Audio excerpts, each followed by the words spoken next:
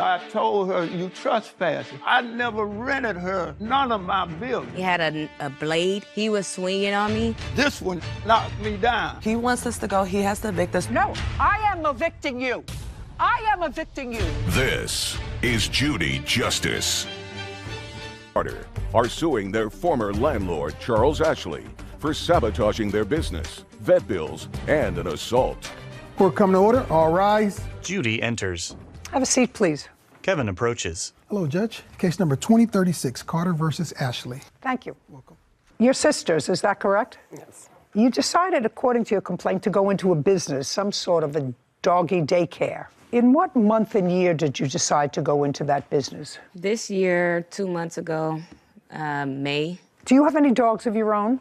Yes. How many? I have a poodle and 2 pits. And you? I have 4 pit bulls. Did they all live in your home?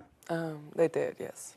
They did? Yes. The two of you decided to go into this alleged business and needed some space, according to you, and went to the defendant who was renting a house. Is that right, Mr. Ashley? No, it's not a house. What is it?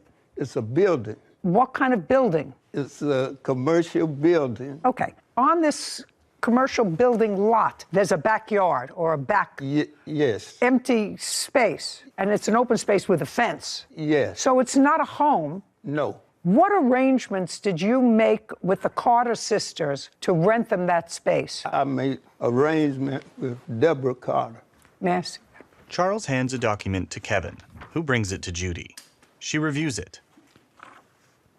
Deborah Carter. Correct. That's you. Yes. When for the first time did you meet Deborah? I think it was around the 4th of June. And she wanted to bring some dogs onto your property. Correct. How many dogs did she want to bring on your property? She didn't tell me. She told me she had a kennel.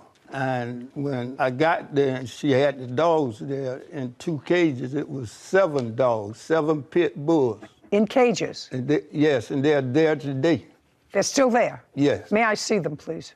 I don't have them, and I didn't know what to get together. Okay, I'd like to see what pictures you have, sir. He hands documents to Kevin. This is the 30-day notice that I've given them, and those are the pictures where she damaged. Miss Carter, sometime after June of this year, did you place dogs in this fenced-in open space in cages? Yes. Loud. You hear the way I'm talking? Yes. And how many dogs did you place in the cages? At that time, it was 7. 7 adult dogs. No, there's 3 adults and 4 puppies or 5. How old were the puppies? They were 6 months, 5 or 6 months. Who did the dogs belong to? Me. So all those dogs... Well... Judge, let's get it right the first time. This is not going to get easier. This is going to get harder, Miss Carter. So the 7 dogs that you... Stop playing with your papers.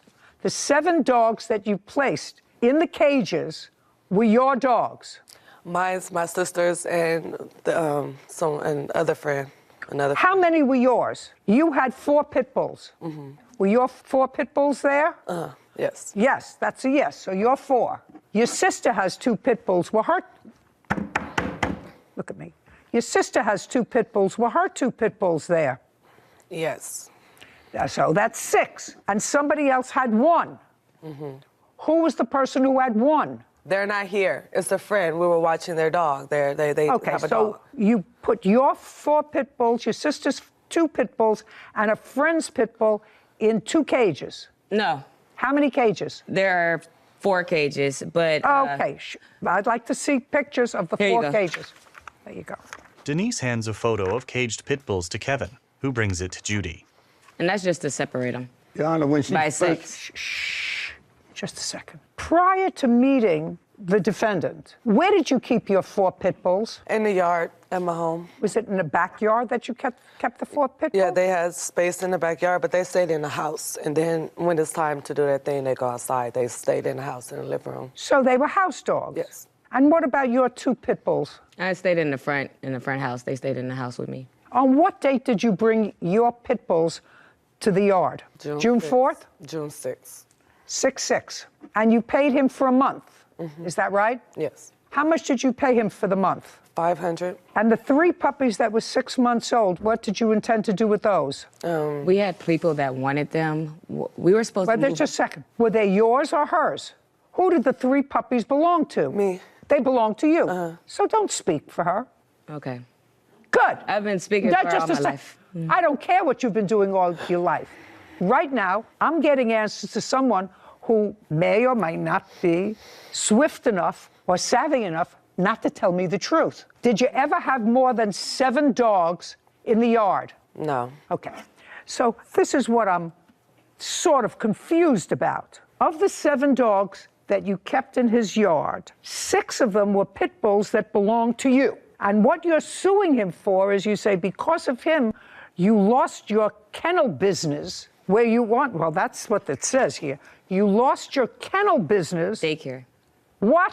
It's a dog daycare. It's a daycare. There's no dog daycare. They were your dogs. No, we were supposed to be inside. We were only supposed to be outside for a week. The business is a business, like he said. It has a storefront. It has a middle section. The storefront is where we take the small dogs. When you come in, we'll greet you, assess it, bring in the small dogs. If you have bigger dogs, he has a middle section.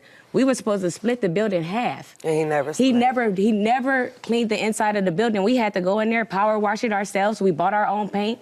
We were only supposed to be outside for 2 weeks until his people cleaned the inside for us. Okay. Is that what you were supposed to do? No, Your Honor, they are lying. Okay. The building was a motorcycle shop. They ain't brought no paint. They ain't cleaned nothing in it. It's still not clean. Okay. And Were they they didn't have no money. Just a second. How much in total did they give you for rent? $500. Is that correct? Yes. For the first Just a month. second. Did you give them any more than $500? No. Did you have any other dogs other than your 6 dogs and somebody else's 1 pit bull ever on the premises? No. No, don't speak. I'm speaking to her. So whatever business you were, your investment in this business was $500. No. I worked for him May 25th to June 1st. I cleaned out 25 refrigerators. I don't care. That's not in here. That So I was don't- a pay. Yes, it is. She ain't work for me. Just a second. I sent it to you guys. Just a second. Miss Carter, there is absolutely nothing here that says that you worked for him and he owes you for that. Well, Let me tell you what your complaint states. Your complaint says money owed for sabotaging a business, vet bills because one of your dogs was injured, and I'm not saying- actual and punitive damages for assault. That's what your claim is. I'm just saying that I cleaned those appliances. I He don't- said that that was a payment for rent. So that was for the second month of rent. It was lying, Your Honor. $500. Just a second. He was supposed to pay me every day, but I just told him to put I it don't- towards the rent. Okay. And that's what we agreed to. So okay, the first month and the second month was paid for. Listen to me. My question is simple. Yes. Sorry. There's only one attitude here, madam. Stand up. Are your dogs still there? Some of them. Get them off his property. Why is It's that? not It's his over. property. Very easy. You want to keep dogs in a cage like this? I can't control that. I am certainly not putting a judicial imprimatur on keeping dogs, and I don't care what breed they are, in cages in a backyard. So what I'm telling you this is you have 24 hours to get your dogs off that property. Get them off. He's going to get an order from a marshal. And if your dogs aren't off that property, they're going to the pound. So do you why is that- understand? why is that- I want you to why- understand. I want you to understand my order, because now we're in August. You started this whole process in June. I'm finishing it before it gets too mucky. Get your dogs off the property. We understand each other? Why is that? Why? What did we do? We paid. We like did the everything. No, we no. were You supposed paid to him do. for 1 month in June. But we You worked paid for him. You paid him in 1 month in June. We are now in August. This is a marriage that's not going to go well. Get your dogs off his property, and then you don't have to deal with them not anymore. his I don't- property, it's not ma'am. his Do you property. understand? It's not his No, property. Do you I want- understand. You- You don't then understand that if it's not his property, then what are you suing him for? We're Because suing- he's the one who stabbed me. Oh, just And a he's the second. one who- Just a second. So if we're eliminating money owed for sabotaging a business, and if you're suing him for assault, then I'll hear your assault. Then I don't have to hear any of the things about the dogs. So all I'm going to hear about is the assault. Tell me what happened. You were assaulted. That's what you want to tell me. Yes, July 5th, we had came. My witness, if she could speak, she had No, she wasn't assaulted, right? Yes. Okay. She was assaulted first, actually. She's the first one he swung on. Okay. Step up. July 5th. Your name is what? Priscilla Walker. You don't own any of these dogs, do you? No, ma'am. What were you doing on the property on the 5th of July? I sometimes go and help them with the dogs, clean up and feed the dogs. And those dogs that were there, they were there for at least a month from June 4th to July 5th. Correct. They're 6 pit bulls. Correct. Right? That used to be, according to them, in the backyard or in their homes, right? Correct.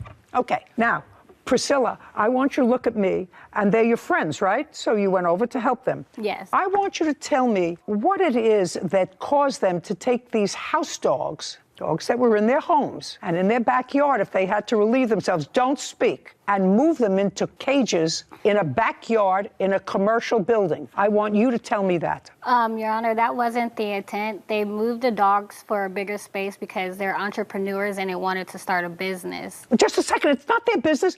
Business is starting a business with somebody else's dogs, not your dogs. They wanted to start a doggy, uncross your arms. They wanted to start, according to them, a doggy daycare. Mm-hmm. That I understand. But you don't start a doggy daycare by taking your dogs that are house dogs and putting them in cages in somebody else's backyard. Why not? Or somebody else's space. Your Honor, that's not necessarily true. We're millennials. When you're boosting a business, you want to use yourself and what you have as advertisement, and that's what they did. So the other dog that they did have was a friend, and the friend was actually paying for that dog to stay there. So it did deem it a business at that time. You still haven't answered my question as to why their 6 pit bulls were in cages when they were formerly house dogs for a month. Your Honor, the gentleman over here to my left did not allow them they didn't have access to what they paid for. Just a second. Are you telling me that for a month they didn't have access for the dog? You just told me that you would go there and help them clean up. To the inside of the building that was promised I'm not to them? talking about the inside of the building. Okay. And the Pay clear. We got the whole yard. We had the whole pay yard. careful. Junkyard on his side. The building. They're not hearing all of you, and you're not answering my question. The 3 of you went there for what purpose on July 5th? To feed and clean up after the dogs. Had you spent the weekend with them? I was there. I'm not speaking to you. Deborah grins. A courthouse. The Judy Justice logo appears. In the courtroom, Deborah, Denise, Priscilla, and Charles. Denise and Deborah Carter claim their former landlord, Charles Ashley, broke an agreement to store their dogs. They also claim he assaulted them. Charles claims he was the one who was assaulted.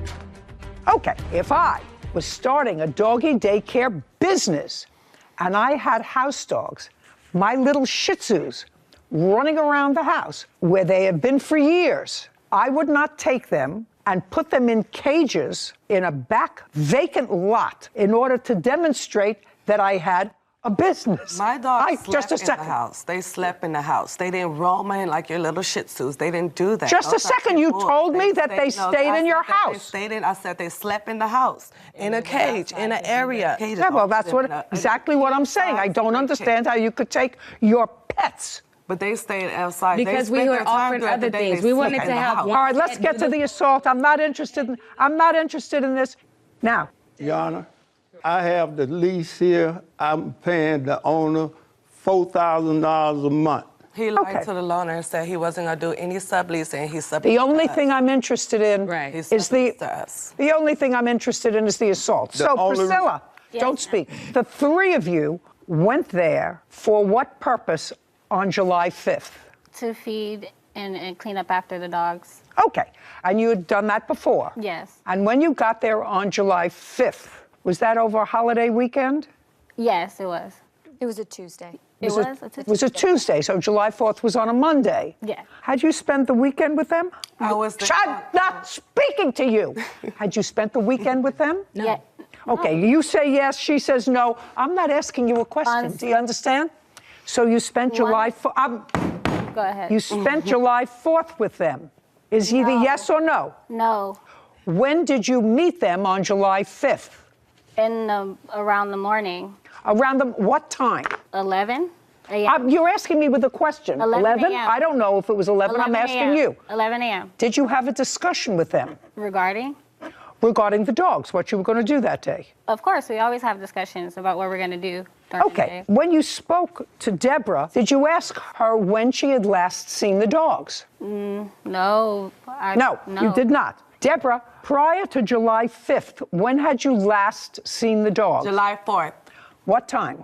It was about 5 o'clock. I was in there, cleaned them up. He came, locked me in for 4 hours. Okay. So on July 4th, you were in there feeding the dogs. Yeah. And July 5th, you went back in the morning again to feed the dogs. Mm-hmm. Is not an answer. Yeah. Now, tell me what happened when you got there on July 5th. On July 5th, when we went inside to feed the dogs, I went to go turn on the water hose, and I noticed that the water would not come out. That's when they were in the kennels feeding the dogs, and I told Carter that, hey, the water's not on. So the door to the building was open. I believe they both stepped in. When they stepped in, there was like verbal altercation. So when they stepped in, you heard that there was someone else in the building? Yeah. Okay. And that would have been you, sir? Yes. On the 5th? Yes, me and another friend of mine. Okay. And what were you doing in the building on July 5th? It was about 6 o'clock that evening. My friend came by the house. He's a general contractor, and I'm renovating the building to set it up for business. So I said, come on, let me take you up here, show you the building. I need your help. We get up there. I open the gate, go in, leave the gate unlocked, and we walk through the building. When I come around, they're in the building. All three of them or just one? All three of them. Had you turned the water off to the No. hose outside? No. Do you I used know? to water the dogs when they didn't come because they'd be barking so, and the neighbors next door, I just moved in, Your Honor. I don't want to make no enemies. That's why I told them I'm not taking no more rent from you. Get the dogs out. Okay. I tell them you trespass. Just a second. So now you went inside, or the Carter sisters went inside. Yeah, I stood You by. heard some noise. Did you go into the building? Yes. Okay. And what happened when you went into the building? When I went into the building, he immediately got very frustrated and said, what are you guys doing here? Why are you here? You need to get off my property, get off my property. They're like, we paid you. We have an agreement.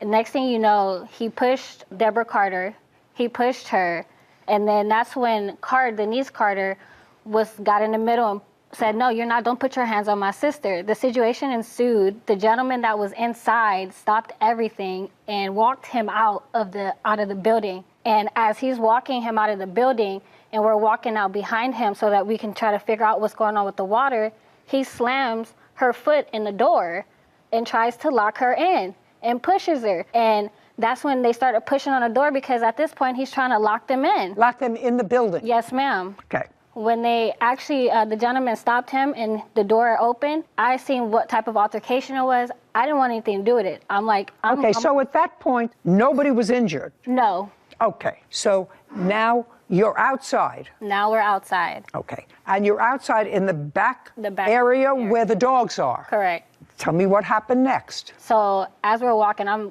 walking fast because I noticed that he's walking fast. And I'm like, you're not about to lock me in here. You already just tried to lock them in there. You mean lock you in the the yard? yard. So you got out of the yard? Yes, he tried to close the yard gate on us, which is a really big, tall, black gate. And as soon as he tried to close it, it was just an altercation, a verbal altercation started. He didn't like what was said. I was on the left-hand side. Tell me what the altercation was. Everything was said about the business, that they were going to speak to the owner, that, he still owed them money if he wanted them to move out for the rest of the month, that he could just give them the money or whatever and they'll leave. It wasn't a problem. By the way, I am looking at your lease, and you did lease the premises from June of 2022 to May 31st, 2025 at a monthly rent of $4,000. Are you still paying rent to the owner of the building? Yes, ma'am. You have to remove your dogs there. He's not He's paying not rent. paying rent. He has He has an an eviction eviction notice and he too. owes He owes $4,000. lying. I have a picture of it. He's lying. He hasn't paid rent. Proof When that was- nothing He else hasn't he's paid saying rent is true. this month or last month. He got the eviction last month on the 11th. Okay.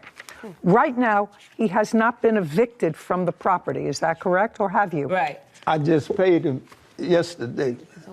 Why did you say you did? Just a second. Oh, I'm asking a simple question.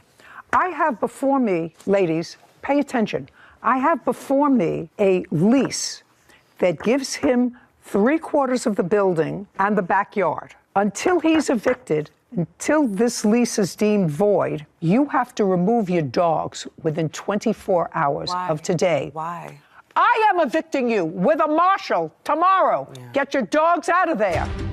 He has medical records that he received 5 staples in the top of his head. And that's not something he did to himself. That happened. That's not something he... No. Get up, stand up. Where do you think you are? Denise straightens. A courthouse. The Judy Justice logo appears. In the courtroom, Deborah, Denise, Priscilla, and Charles. Denise and Deborah Carter have accused their former landlord, Charles Ashley, of breaking their agreements and assaulting them. Charles claims Denise and Deborah attacked him first. Okay, we're going to get back to this assault because I have other things to do today. You're outside. The gate that he's tried to cross has opened up again. And He got really angry. He was saying a lot of curse words, you know, you need to remove all your, you know what, if you don't remove it, I'm going to remove it for you type stuff. And after that, he swung with his right hand and it connected with my face. After that, he started punching on all of us, so we had to defend ourselves and fight back. And then an altercation got started, and everybody was fighting with everybody. So it was the three of you and him. Yes. That's Okay. correct. Did you go to a doctor? No, but I was. Did you, just a second. Did you take photographs of your face? No. What about you? Deborah, were you hit by the Yes, I was. defendant? Yes, I was. Where were you hit by In the my defendant? face and my Did you- foot. No pictures, and I didn't go to the doctor. I self-healed. Good. And what about you, Miss Carter? Where were you To the hit? doctor. I had to go to the ER because I had to get stitches. I had 9 stitches. Okay. And- Well, tell me about the stitches. That's what I want to know. How did the cut that required the stitches take place? When he was attacking us, he was swinging on me, and he had a blade in his hand, and I thought he was punching me, but really when I was blocking myself, he was taking. That was the second occurrence, because after the first one, we tried to leave the situation. He was upset and put out a knife. We thought and we were attacked leaving, us yeah. with He the just knife. came back with the knife, and Now I'd like to see the records. here's the knife records, and then here's the police records on when he was arrested, and that's just like my stitches and what doctor I went to and like my medication. Okay. Now I'm going to take a look. Kevin brings documents to Judy, who reviews them. Okay, Mr. Ashley, the only thing that I actually want to know about from you is there's no question in my mind that the plaintiff did not cut herself. No question. I want to know how she got cut. I don't know, Your Honor. I didn't even have a wallet on me. I'm 75 years old.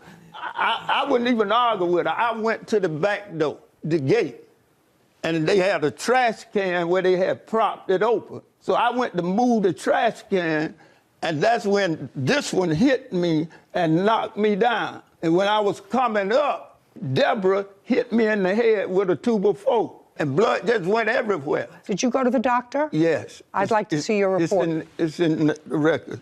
Your Honor, I have a video of what happened. I could just solve this right now. Oh, I'd like to see it. Okay. Do you have it through the assault? I'm just interested in the assault. It's just the assault. Just the assault. Yeah, it's just press I'd like play to right see it. here. Okay, if you press play, you'll see him slamming us out. Kevin brings Denise's phone to Judy, who watches footage of Charles moving a trash can, then blurry, indeterminate footage. I don't see any assault. Well, yeah, but I tell you, my phone fell out the hand. Well, I'm just saying then that don't he- show me what I can't see. All I know is he has medical records that he received 5 staples in the top of his head on that date. And that's not something he did to himself. No. Get up, stand up. He Where do you did do think that. you are? You think he did that to himself? Yes, do you see the tire behind him? He just fell over it. That's And exactly all what that wood happened. behind him, he fell on that Shush. stuff. Listen to me. Blunt head trauma, which is what They the knocked emergency, me down. which is what the You knocked emergency. yourself down. Okay. You attacked us. You You have- were attacking us and punching okay. folks. Listen to me. Listen to me carefully. You have Now sit. You have 24 hours to get your dogs out of that yard. You want to show me pictures of a trash-strewn yard? That's not where I would keep my precious house dogs for an hour. So get your dogs out of there 24 hours from today. How do I counter that? This is not a dance party. I'm ruling now. 24 hours, remove your dogs. You have nothing left to do with him. He wants you gone. I want you gone. I want those dogs out of the cages on that property, and I want them gone within 24 hours. Now, there's no question, Mr. Ashley, that both of you were injured in that altercation. No question. All I'm asking is, subsequent to your arrest, did you have a hearing? No, Your Honor, I have it right here. They rejected the case. May I see it? They wouldn't even hear it. Charles hands a document to Kevin, who brings it to Judy. She reviews it. They rejected it. Did you have a hearing? They didn't tell me about anything. They didn't tell you about anything. Well, that's because they rejected the case.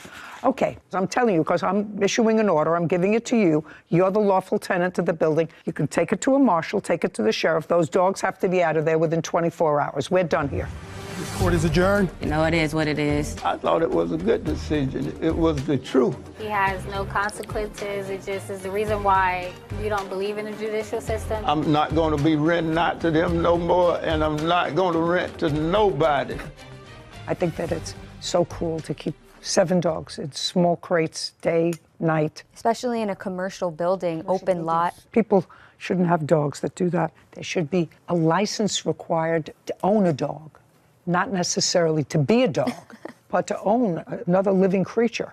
I don't know what kind of mind would think that it's fair to keep a living creature in a filthy, dusty, infested yard in crates for now 3 months. I don't know what kind of creature would do that. Yeah. Titled Judy Justice. Want justice? Go to judyjustice.tv. He claims that it was his gun, it was a loan, you took it. No, I did not do that, Your Honor. Great, and for that you have a receipt. Yes, I'd like to see it.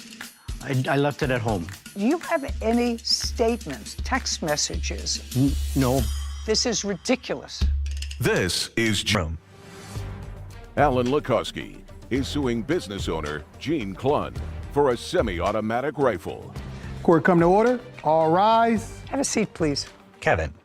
Hello, Judge. Case 2055, Lukowski versus Clunn. Thank you. You're welcome. Mr. Lukowski, am I correct that you own or manage a shooting range? Yes, it's a target range. It's on my own property that I own in northern Minnesota. And it's licensed to do commercial target shooting? Not necessarily. What I do is... What is not necessarily? What does that mean? Well, for 19 years, I have been a firearms instructor for the permits to carry for the sheriff's department in my county. Okay. So I don't believe that the training is good enough that the people are getting to be able to carry handguns on the street. So I give them a free additional training session at my range. You also sell guns? I do not sell guns, no. How do you make money, is my question. So I give money by charging people for the class. Well, that's what I'm talking. You charge people Yes. to use, and you don't need a license to run that sort of operation in your county. No, you have to be a registered NRA instructor, which is also, Are you? Yes, I am, ma'am. For how long? Oh, I've been doing this for 19 years. The case is really not very complicated, but let me see if I can break it down to its most basic elements. There was a gentleman who regularly came to your range. Yes. And his first name was? Jim. How long had he been coming to your range? A couple of years at least. And then, according to what you indicate in your complaint, and Mr. Clunn doesn't deny it, he got sick. And according to you, the nature of his illness, you felt prevented him from using a heavier weapon. Yes, ma'am. And so you loaned to him, because of his illness, a rifle. Yes, ma'am. What kind of rifle did you It loan? was a sporting rifle. It was very lightweight. What kind? It was called a PS-90. That was the model. PS? PS as in Sam, 90. Would you take a look at that, Sarah, please? I have a picture of it, Your Honor, if you'd like to see one. I would. It's very unusual. Alan produces a photo, then hands it to Kevin. Thank you. Kevin brings the photo to Judy, who reviews it. The image depicts a small rifle. Okay. I see it. Thank you. And on approximately what month and year did you loan Jim this gun? Well, Well is not an answer, so let's think carefully because we know we're coming. probably a month approximately before he died, which Well, was I don't know when that September. was. September 8th, I believe he passed away in what? 2021. How did you find out that he passed away? I believe Mary here, who's here because of the fact that she caregave for him while he was going through cancer treatments. She was his reason for staying alive. And she also did witness some things that happened in this case. Okay, I'll get to you in a second. So he passed away on November 8th. He died on September 9th. 9th. Yeah. Okay. And okay. Prior to his passing away, Jim and Mr. Clun had some business deal. And Mr. Clun believed that Jim owed him money.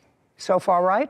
Correct. And after Jim died, Mr. Clun went to Jim's home and took several things from the home to satisfy that debt. No, I did not do that, Your Honor. I never came back to the house. I never took anything. Everything I received prior to his death. Okay.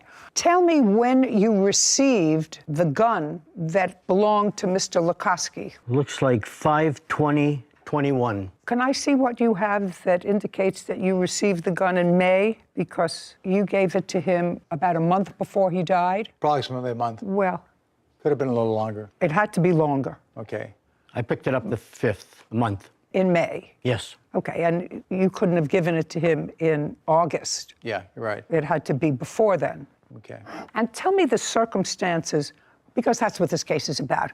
Mr. Lukoski claims that it was his gun. It was a loan. You had no right because you took it. You got it, evidently, you want to tell me, from Jim, and then subsequently sold it. Yes. Yes. Okay. So I want you to tell me the circumstances surrounding your getting possession of this gun in May of 2021. Jim was in need of money, so I loaned him money, and in trade for the money as collateral, he said he would Okay. And I'm going to let you tell me this because Jim's not here, so I'm going to have to get more specifics from people who were his caregivers to buttress what you're saying to me.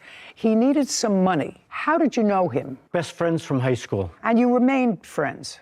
Yes. How did you find out that Jim needed money? Jim called me up, and he was getting scammed, but he wanted the money, and he told me He was getting scammed by whom? I don't know who it was, but anyway, I would give him $2,500. He would go to the post office and mail it somewhere. But every time he did that, I would receive collateral of motorcycles or guns. Just a second. I want you to run this by me. Jim called you and said, I'm being scammed? No.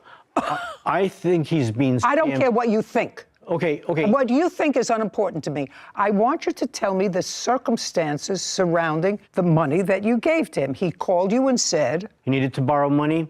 I borrowed him the money. No. I need to borrow money. Had you ever loaned him money before? Yes. Often? No. In the last year of his life, I did probably a half a dozen times. Just in the last year. So when he called you and said, I need to borrow some money, the reaction, even from a best friend, would be, of course, if you need money, tell me why. Right? That's a natural question. And so that's what you asked him. Tell me why. And I asked him that question, and he said he was going to be receiving $1 million or $2 million in the next few months. Okay. Alan shakes his head. Caption, coming up. So you brought Mr. Lukoski's gun back to Jim while he was alive? No, I sold the gun. Keep going. So you sold... This specific... Just tell the truth. You don't have to have a good memory. Sarah's eyes widen. A courthouse. The Judy Justice logo appears. In the courtroom, Alan and Jean.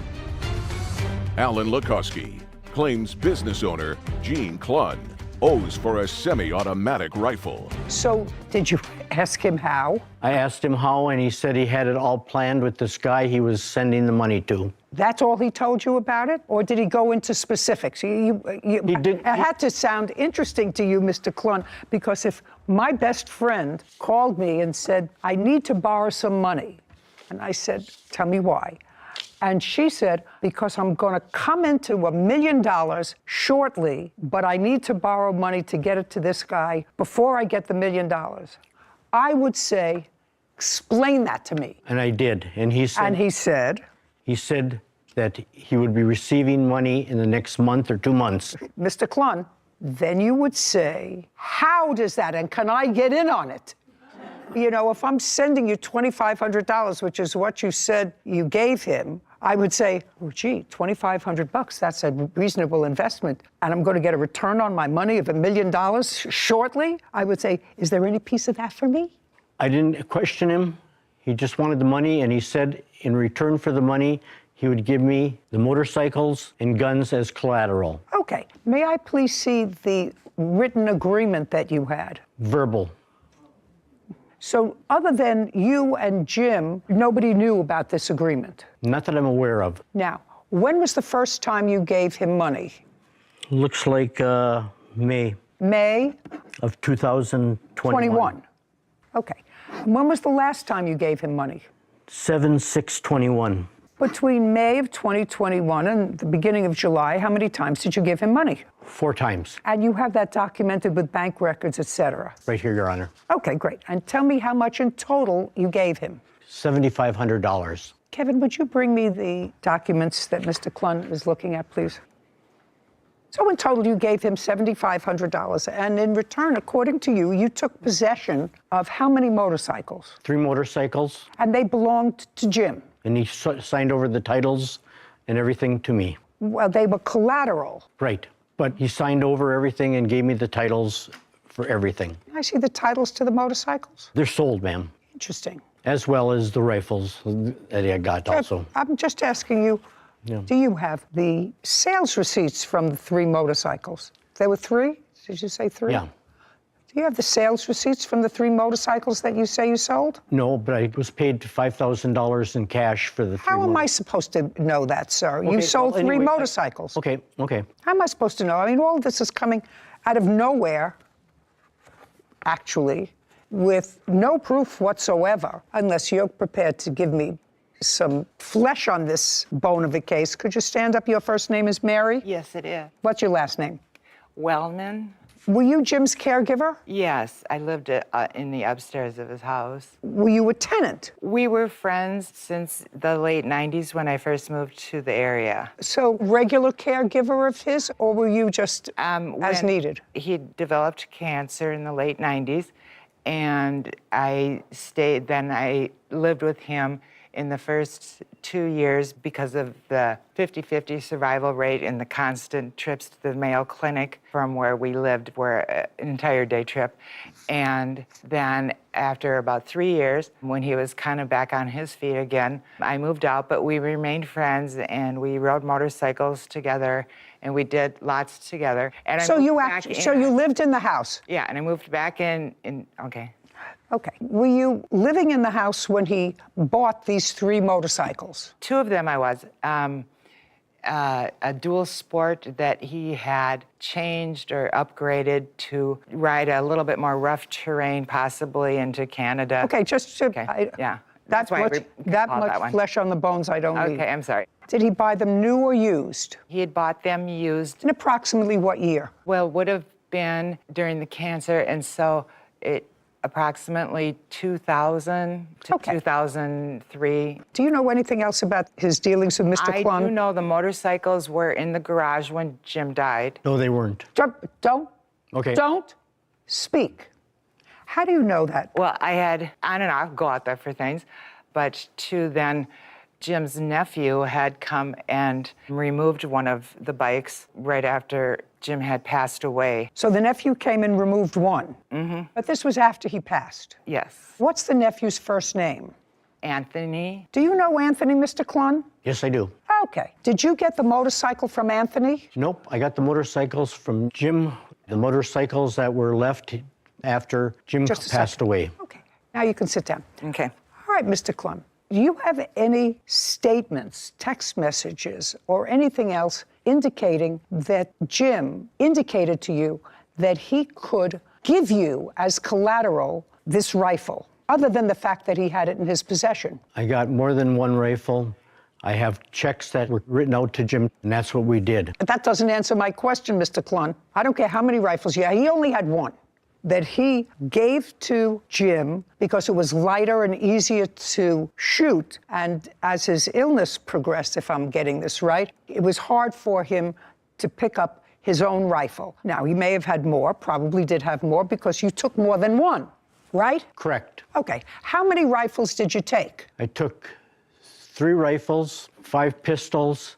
I had to bring 3 of the rifles back. Where? To Jim to get replacements. The guns that were from Mr. Lukoski. Only one? 3 of them. No, he said he only gave him one. Oh, no, but there was 3 of them. So you brought Mr. Lukoski's gun back to Jim while he was alive? No, I sold the gun. Keep going. You sold...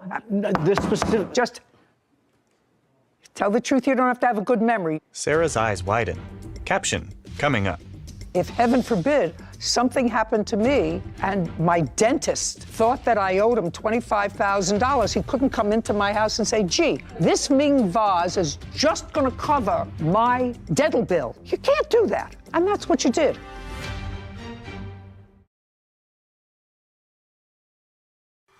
A courthouse. The Judy Justice logo appears. In the courtroom, Alan and Jean. Alan Lukoski is accusing business owner Gene Klun of selling his semi-automatic rifle without permission. Keep going. So you sold it. You didn't take it back to him to get a replacement. No, to Jim. You misunderstood. The gun that Mr. Lukoski had, I kept that one. The one that belongs to Mr. Lukoski, you sold it. Correct, because So just a second. Sold it to whom?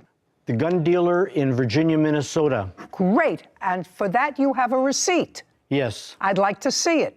I left it at home. Oh. Your Honor, I have it. Mr. Klun. Oh, Mr. he has Klun, it right there. let Mr. Klun, he doesn't have to prove anything to me. I believe that you resorted to self-help to claim a debt. If it's true, and you did in fact give him money, I actually don't believe that a guy like you would give him all this money without trying to find out what the scam was, or at least tell him, Jim, it sounds to me like you're being scammed. Somebody in Transylvania sent you an email that said a long-distant relative of yours died and left you $1 million. I need $2,500 in order to clear the paperwork to send you $1 million. And I will keep a little piece for myself for finding you. You know how many of those everybody gets? I don't know why people still believe that, but you evidently believed that story 4 times. And not once did you say your friend who was dying of cancer, Jim, this is ridiculous. What you're doing is just throwing good money after bad. I don't understand why you didn't say that to him, or if you did, you would not have said to him, unless you had something to gain, which clearly you did. You sold the motorcycles. You don't have any proof of what you sold them for. You expect me to take your word for the fact that you sold them for $5,000 in cash without proof. He owed you, if I were to believe you and these checks, $7,500. You sold the motorcycles, you sold guns, but unfortunately, one of the things that you sold belonged to the plaintiff. And when somebody dies, there is an estate. There's a judge who decides what property there is.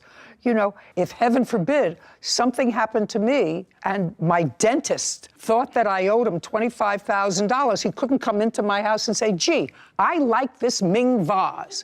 This Ming vase is just going to cover my dental bill. You can't do that. And that's what you did. You sold property. You may have had a claim against his estate if he, in fact, owed you money and if the estate went to probate. I don't know. Did he own a house? Yes. Yes. Did he have children? No, he left the house to me. Okay. So he had an estate. Clearly, there's money in the estate because he left a house that has some value to someone else. So you cannot, Mr. Klun, resort to self-help. And Mr. Lukoski is going to show me the value of the gun that his... Yes. May I expound just a bit on this gun? I don't care about the manufacturer. I don't care about the gun. I don't care if it's a crown in my mouth. What's the value of the gun? The value of the gun at the time that this man took possession of it. Just give me an answer. It was $3,000. It's gained in value. Okay, well, who cares if it's gained in value, sir? I'd like you to show me where the gun is valued at $3,000. Did you look it up? I did. I have it. It's listed from the same photo. I found the website listed for $2,500. Okay. My law clerk found an ad online. Now you're going to show me what you want to show me, that the value is $3,000. Let me see it, please. May I say something else about this guy? Not until I look at this. I don't know what this is. Immediate checkout credit card.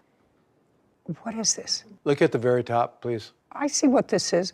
I want to see what you paid for. This is something that's on sale, starting bid. It's just a typical price of what they sell for on Gunbroker. Okay. $2,500? Yes. Okay. Judgment for the plaintiff in the amount of $2,500. We're finished. Thank you. This court is adjourned.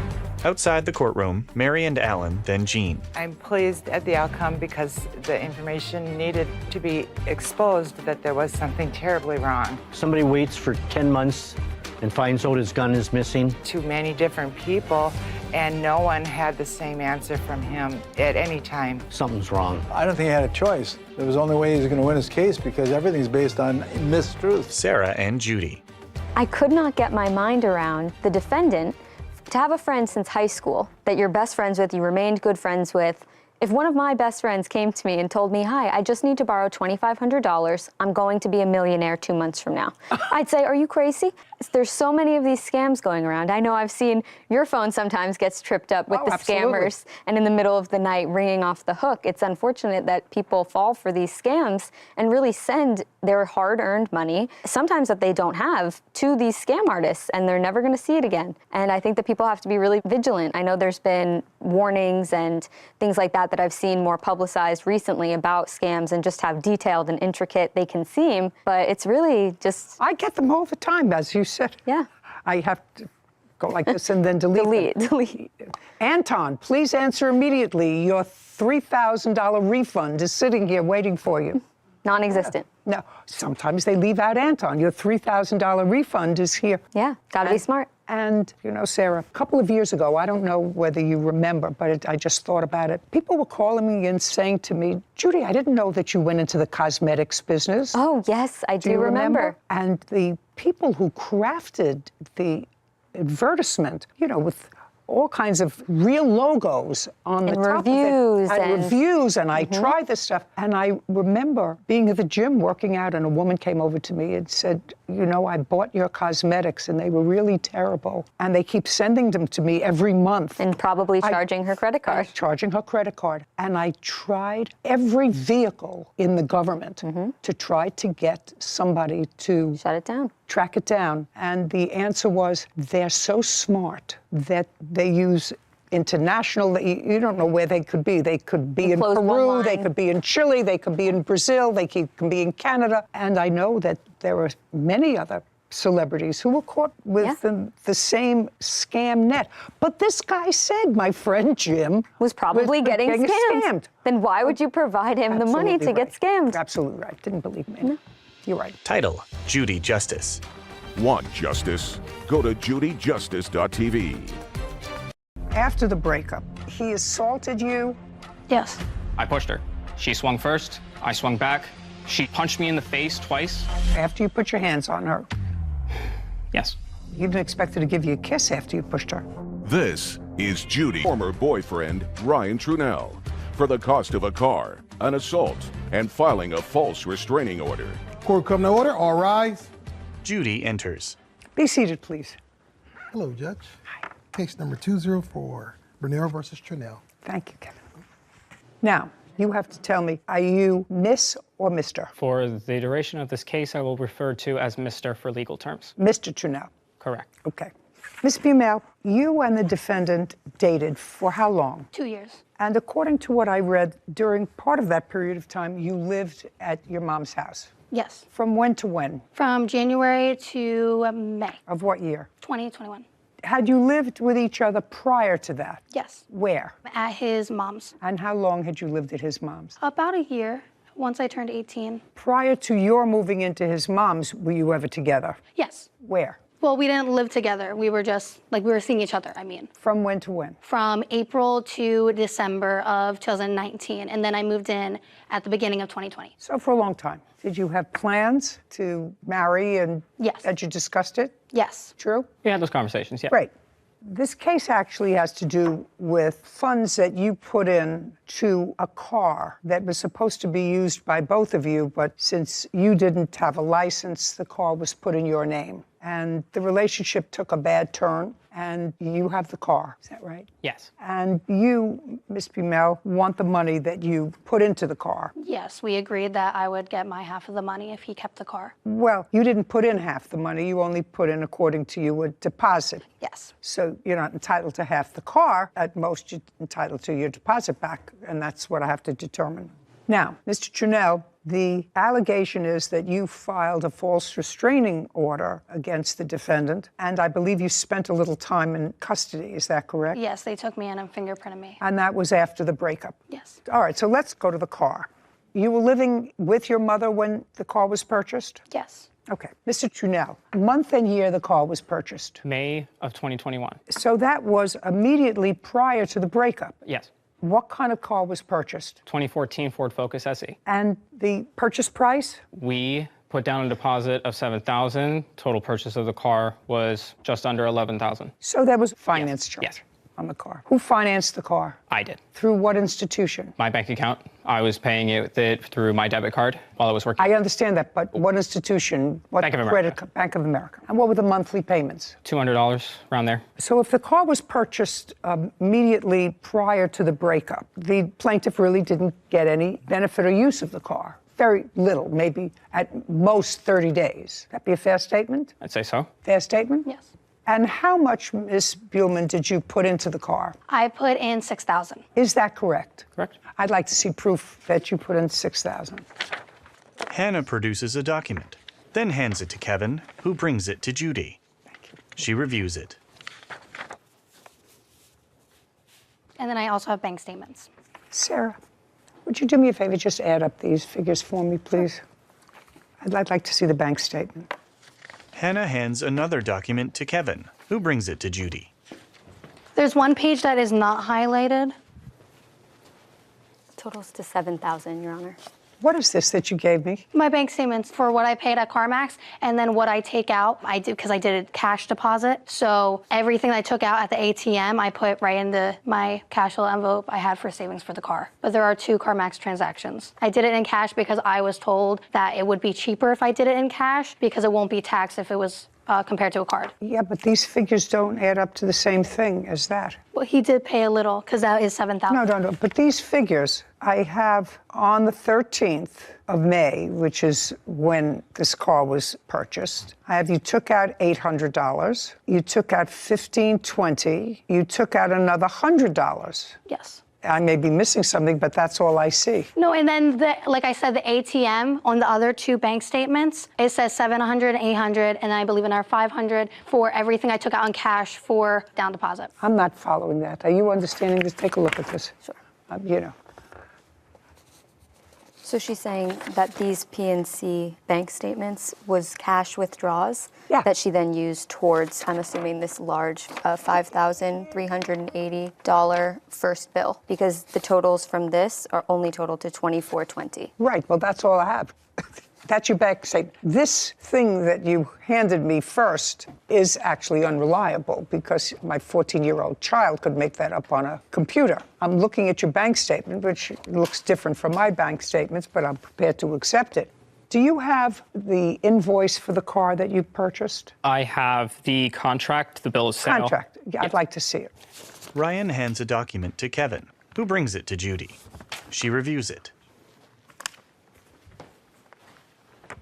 And I'd like to see your bank statement, please. I don't have bank statements with me. Any reason? In my search, there were no correlations on May 13th towards the purchase. Only records that came up were towards the insurance and car payments that followed after the date. So I did not believe it was reasonable for me to submit that as evidence. In the future, you should let the fact finder determine whether it's reasonable or not, right?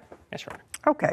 Now, when you finance the car, what this requires you to do is to maintain insurance. Yes. And it requires you to maintain insurance for both liability and collision until the remainder of the loan is paid off. Yes. Did you? Yes. Good. Now, without going into anything else, the 2 of you are no longer together. We may have to get into that later on the protective order, but the car was totaled. Yes. After the breakup. Yes. And the car was totaled and insured so that there was payment by the insurance company. Yes. How much? $6,000. Do you have any proof of that? No. Now, when you received the $6,000, the balance of your loan was $7,000. When was the car totaled? September 29th of 2021. So you had the car for a few months and made a few payments. Yes. Okay. Well, this looks to me as if she put down most of the down payment. Yes. And that at most you paid registration, tags, and a couple of car payments, which didn't total $6,000. Correct. Well, why didn't you give her the rest of the money?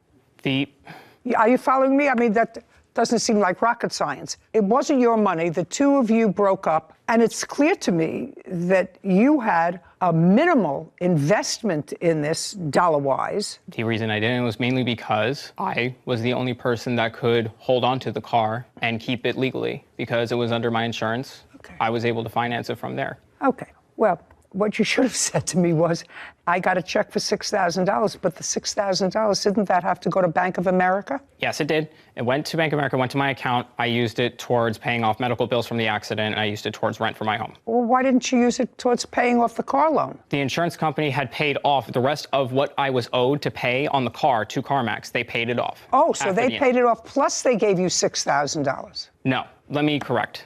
I apologize. I'm very nervous. The insurance company, after the incident, had paid off the rest of what was owed to CarMax from me. Okay, so the insurance company paid off to the lender. Yes. Which was left, which was, let's say, $6,000. Yes. And in addition to that, they sent you a check. Yes, I used that check towards my bills, and I used it towards my rent. Okay, well, that you can't do, because that really wasn't your money. You didn't spend that money. Didn't you feel as if it was appropriate to give it back to her? I would have if I wasn't in the situation that I was. And what situation were you? I was injured. Who is this? Is this your mother? Yes. Okay. Are you living with your mom? Yes. Okay. Well, so you weren't on the street. I assume that you feed your child when you have to. He was actually taking care of me at that time. Oh, great. Well, if you had the money to take care of your mother, then you should have returned the money to her. So she's entitled to that money. You were compensated for it by the insurance company, and you had no right to keep it for your own bills. Okay. Got it? Yes. Easy.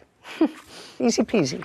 Now, next is your allegation that he assaulted you and filed a false restraining order. Yes. Okay. So now let's jump to you are no longer living together. This is after May of 2021. You had an encounter, according to your papers, with the defendant. Tell me when and where that happened. So October 6th at a Gloucester City Park, right down the street from where I was staying, so I walked there. And we both agreed for me to pick up my things because he still had some of my belongings. Did you make the appointment to meet by text, by email? Yes. Text? Yes. Anybody have those texts? Let me see if I do. I do not. My phone was destroyed. I only have the text from when he texted me the car accident when I said I was planning to take my car back. And right after that, I then planned to meet up with him to get the rest of my stuff back. Okay, well, you don't have the text involving that. Okay, so you did in fact meet at a park. Yes. How did you get there? I walked there. I was staying at a friend's house. How did you get there? I drove my mother's car. Okay, now you're in the park. Tell me what happened, and this is in October. Yes. Go ahead. So we meet at the park, and he gives me my belongings, and then I asked him because throughout the breakup and afterwards, I knew there were some things he was hiding from me. So I asked him if he was hiding anything, and to get some closure, I just wanted the truth. And so from then, he was getting a little frustrated about it, and I was just saying, I don't know what I did wrong, and then he threatened to hit me, and then I said... You said to him, I don't know what I did wrong. Yes. Because he moved out. Well, from the reason he told me we broke up, he said it was mental illness. And then I felt like I wasn't helping if I could do any more. I felt like I could have done more because I was very accepting of who he is now. And so since that happened and I was so accepting of him, then he threatened to hit me. And I was very confused. And I just said, okay. And then he shoved it and swung at me. And at no time did you hit him? After that, I did defend myself and I did hit him. What did you hit him with? Just my hands. I pushed him just to get him off of me. Was he injured? By scratches, yes. Where? On the face, there was like 2 scratches I saw. And what about you? I had bruises on my shoulders, both shoulders, and then I had a swelling on my head. Either of you have photographs of the injuries? I do. I'd like to take a look at them. I told her that you need to understand that you did me wrong too. She said, so what? I pushed her. She swung first, I swung back, we fought. She punched me in the face twice. So after you pushed her, according to you, she swung at you? Correct. Okay, well, you didn't expect her to give you a kiss after you pushed her. Did he discuss with you a co-ownership of the dog, which would mean that you would share the litters if the dog was bred? Yeah, he did. And you gave him no part of the $3,500? No. So, do you want to tell me what your defense is to this? Because your counterclaim is ridiculous. A courthouse. The Judy Justice logo appears. In the courtroom, Hannah and Ryan. 20-year-old Hannah Buellman says ex-boyfriend Ryan Trunell is responsible for a car down payment and injuries from an assault. Ryan said he was the one assaulted. Either of you have photographs of the injuries? I do. I'd like to take a look at them. Kevin collects photos from Hannah and Ryan. Thank you. He brings them to Judy, who reviews them. One of them depicts Ryan displaying a small injury to his mouth. Okay. How did it end, the incident in the park? So I just pushed him on the ground and I walked away. And where did you go? I first went back to his house. I did go to his house because he still had one of my big bags. Okay, so after this incident, you pushed him down. You went back to his house with him? No, I with my friend. Well, your friend wasn't with you in the park. Yes, I walked to my friend's house. I let him know what happened, and then we drove to his house so I can get the rest of my belongings that I couldn't carry home. And what happened when you got to his house? So I told him, I said, hey, I'm sorry. I even put my hands up and I'm like, I just want the rest of my belongings back because I didn't think I would get it back. And so then he just told me, sorry, I told you I was mentally unstable. And I'm like, I just want my stuff back. And I grabbed it and I left. So you got your things back? Yeah. And you both said, I'm sorry. Does that sound correct? No. Well, tell me your version of, you had this argument in the park. We had an argument in the park. She was asking me questions about why the relationship had ended. I had explained that it was through emotional turmoil, mental illness, and that she was not being very supportive. She was very toxic, and she was very aggressive with me. And when I had told her that I was going through all of this stuff and that I felt bad for things that happened in the relationship, I told her that you need to understand that you did me wrong too. She said, so what? I pushed her. She swung first. I swung back. We fought. We broke up the fight in the beginning. I apologized. Her items were on the ground. I picked them up. I handed them to her. She punched me in the face twice. Post that, grabbed my hair, pulled it, and then we broke up the fight after. I got in my car. I went home first. She went back across the street to her friend's place. I was at the apartment. I was just talking to my landlords about some stuff that my mother and I had to take care of. I don't exactly remember. As I was coming back up from the apartment, her and her friend had walked up, threatened to charge me with assault, and demanded the $7,000 for the car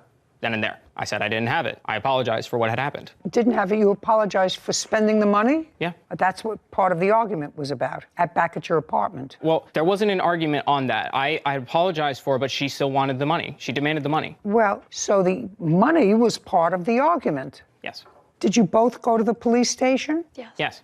And who went first? I did. But you didn't go to the police station immediately after the incident. You went to the police station after she said she's going to charge you with assault. Yes. And do you have a copy with you of the police report that you filed? Yes, I do.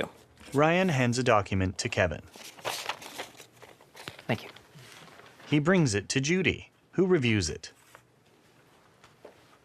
You have a copy of the police report you filed? I do not. You do not. Okay. So you were not injured, and what I'm putting together here is that you went to the police station and filed this because she had threatened to go to the police and charge you with assault. You went there, got there first, and you got there second. Is that right? And by the time you got there, is that the time they took you into custody? Yes. Okay. Did you ever, Mr. Trunell, seek medical attention for any of these injuries that I see in these photographs? No. The answer is either yes or no. No. And you do acknowledge, Mr. Trunell, that the initial aggressor, physical aggressor, which is what you testified to. Let's go back to his initial testimony, Whitney. I believe he testified that, not sure, she was aggressive, she was loud, she wouldn't accept it, and he pushed her. But I'd like to get the exact wording. So I told her that you need to understand that you did me wrong too. She said, so what? I pushed her. She swung first. I swung back. We fought. Okay, so after you pushed her, after you put your hands on her, according to you, she swung at you. Correct. Okay, well, you didn't expect her to give you a kiss after you pushed her. No.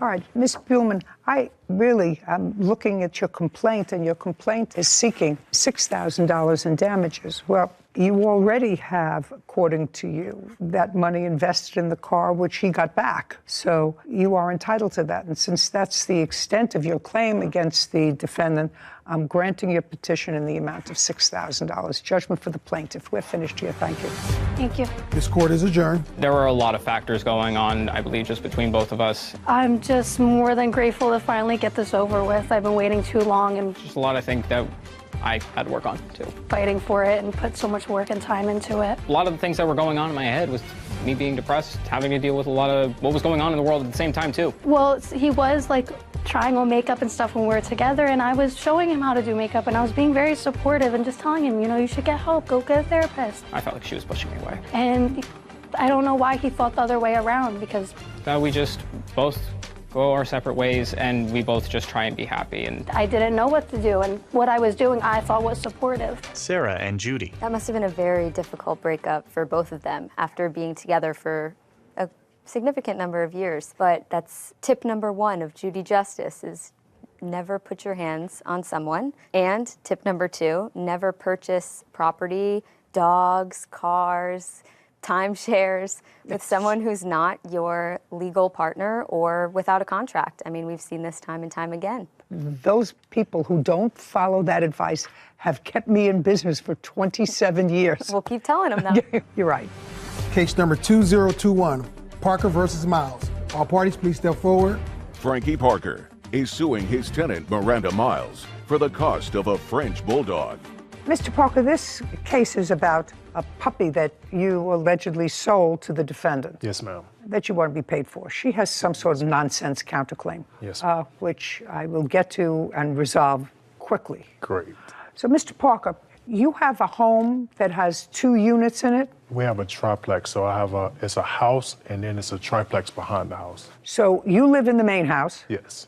Behind the main house, there are 3 units? Yes. When did you rent one of the 3 units to the defendant? I rented it to her around February. I think I put the ad in early February. Of what year?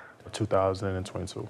Is that correct, Ms. Miles, that you moved into the unit in approximately February of 2022? It was March, but yeah.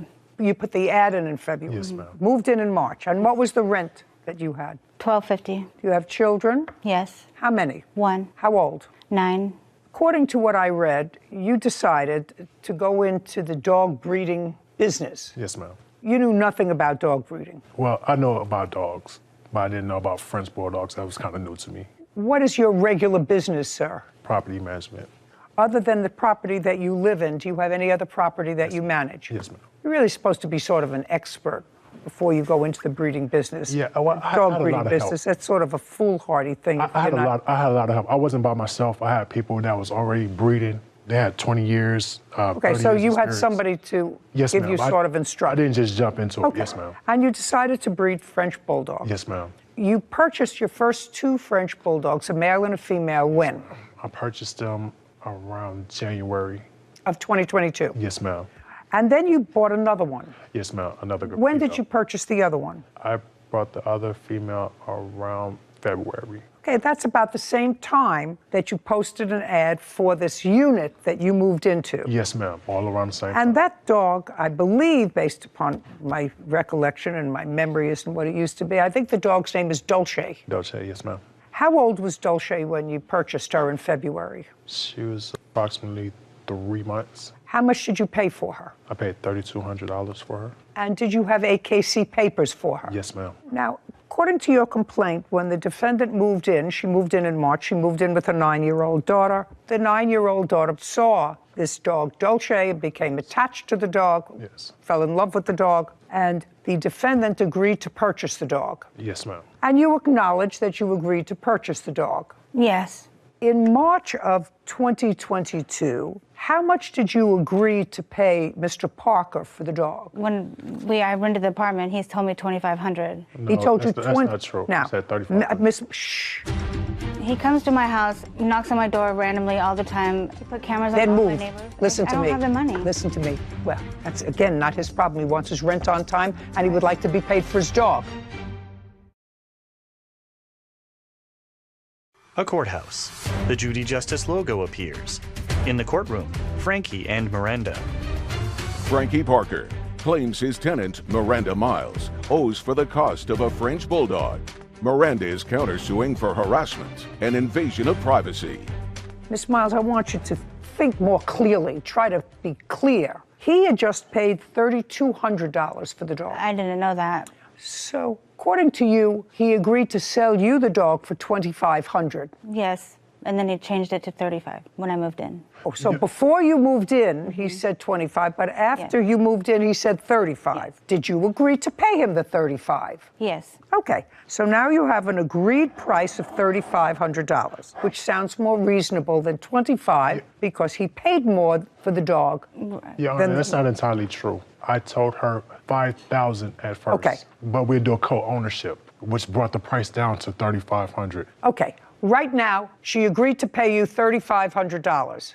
Yes. She doesn't understand from co-ownership. You're talking about breeding down the road. Did you pay him any part of the $3,500? No. Okay, now let's go further. Are you still living in the unit behind him? Yes. So now that's March, April, May, June, July, August. Did you pay March's rent? Yes. April? Yes. May? Yes. June? Yes.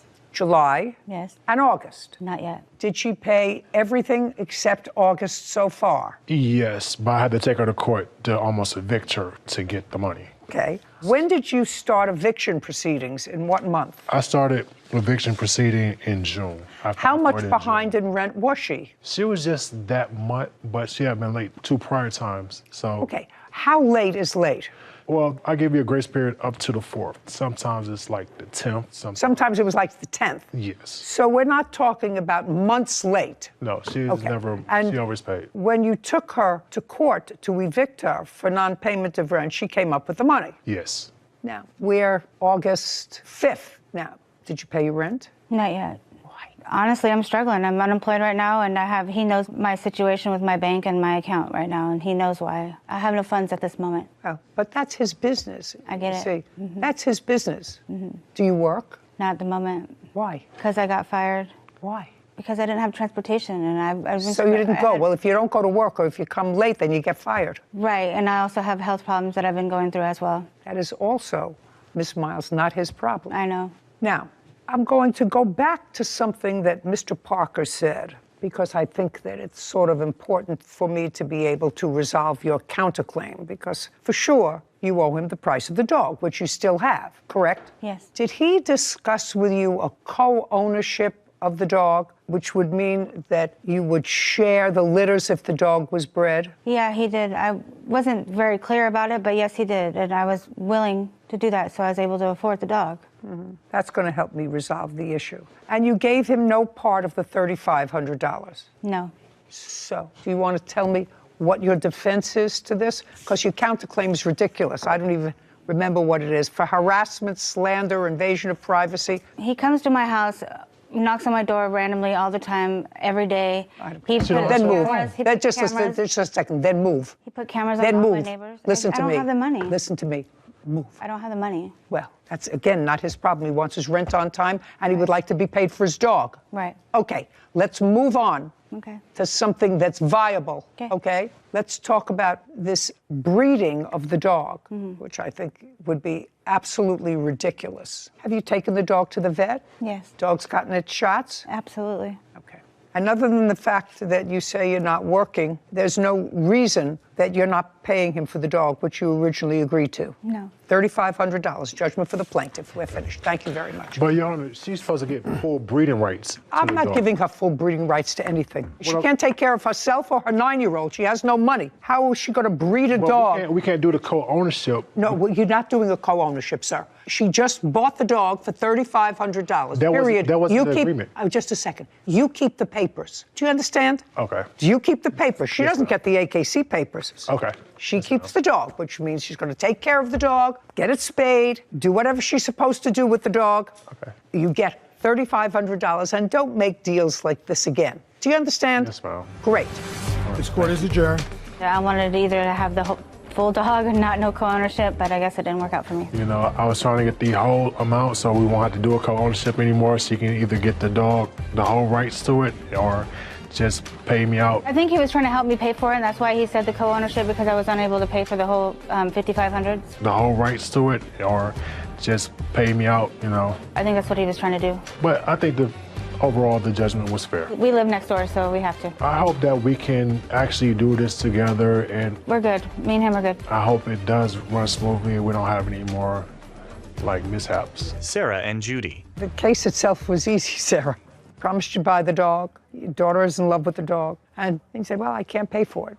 This time, the dog is attached, and he seems like a very, very nice man. But we had two little Maltese dogs once. I don't know if you remember them. I remember the stories. Do you remember the story? You were too young to remember the dogs. They were two little yappy Maltese dogs. And we thought it might be an interesting experience to breed them. Oh, yeah. And Two New York City judges. Two New York City judges decided that it was the dogs. worst experience. First of all, I remember after, and I think we had two or maybe three in the litter, and I couldn't leave them home. So I would take them in a box in my car to the courthouse and open the drawer and keep them in the drawer so that I could feed them, because this mother that wasn't a very good mother for the dogs, and she didn't want to be bothered feeding, so I had a bottle that they had to be fed every 2 hours. Oh my goodness. They were It's a full-time job. It was a full. You get It was involved a when full-time it's- job. That's it. But it was our last time. You really have to know what you're doing. Otherwise, it's Educated. really not fair for the dogs. That's one of the reasons why she did not get the AKC papers, because she's having a hard enough time taking care of herself. But now she has a pet that her 9-year-old and her can enjoy, and that's the end of it. That's it. Title, Judy Justice. Want justice? Go to Judy. Two drunks, nobody knows who was driving the car when it got totaled. He called me and say, yo, man, I just crashed your car. He says that you don't remember because you were so blotto that you were driving. Everybody sober today? Daniel Gray is suing his former friend, Tony Woods, for car damages after a night of drinking and driving. Court come to order. Have a seat, please. Kevin approaches the bench. Hello, Judge. Case number 2018, Gray versus Woods. Thanks, Kevin. You're welcome. Everybody sober today? Daniel and Tony grin. Yes? Yes, man. Yes? Yeah. You? Yes, I'm sober. Yes? Oh, yeah. Most definitely. Everybody. Okay, good. You two gentlemen know each other. You went out for an evening. I assume there was some drinking, and your car got totaled. Yes, ma'am. It is your claim that the defendant was driving your car when it got totaled. Yes. The defendant says he was drinking a little bit, but he says that you don't remember because you were so blotto that you were driving. Right? Yes. So that's what the case is about. Simple. Two drunks, nobody knows who was driving the car when it got totaled. Let's see if we can decipher it. If we can't, I may not care. Because you're not supposed to be in a car when you're drunk. Otherwise, you can kill a lot of people, as we all know. Right? Yes, ma'am. Want to drive drunk and kill yourself, that's one thing. Right? You take a lot of other people down, and sometimes you make it out. So you have to be understanding to the fact that the judicial system really doesn't give a rat's behind if the two of you were drunk and in a car, and neither one of you was together enough to know who was driving the car.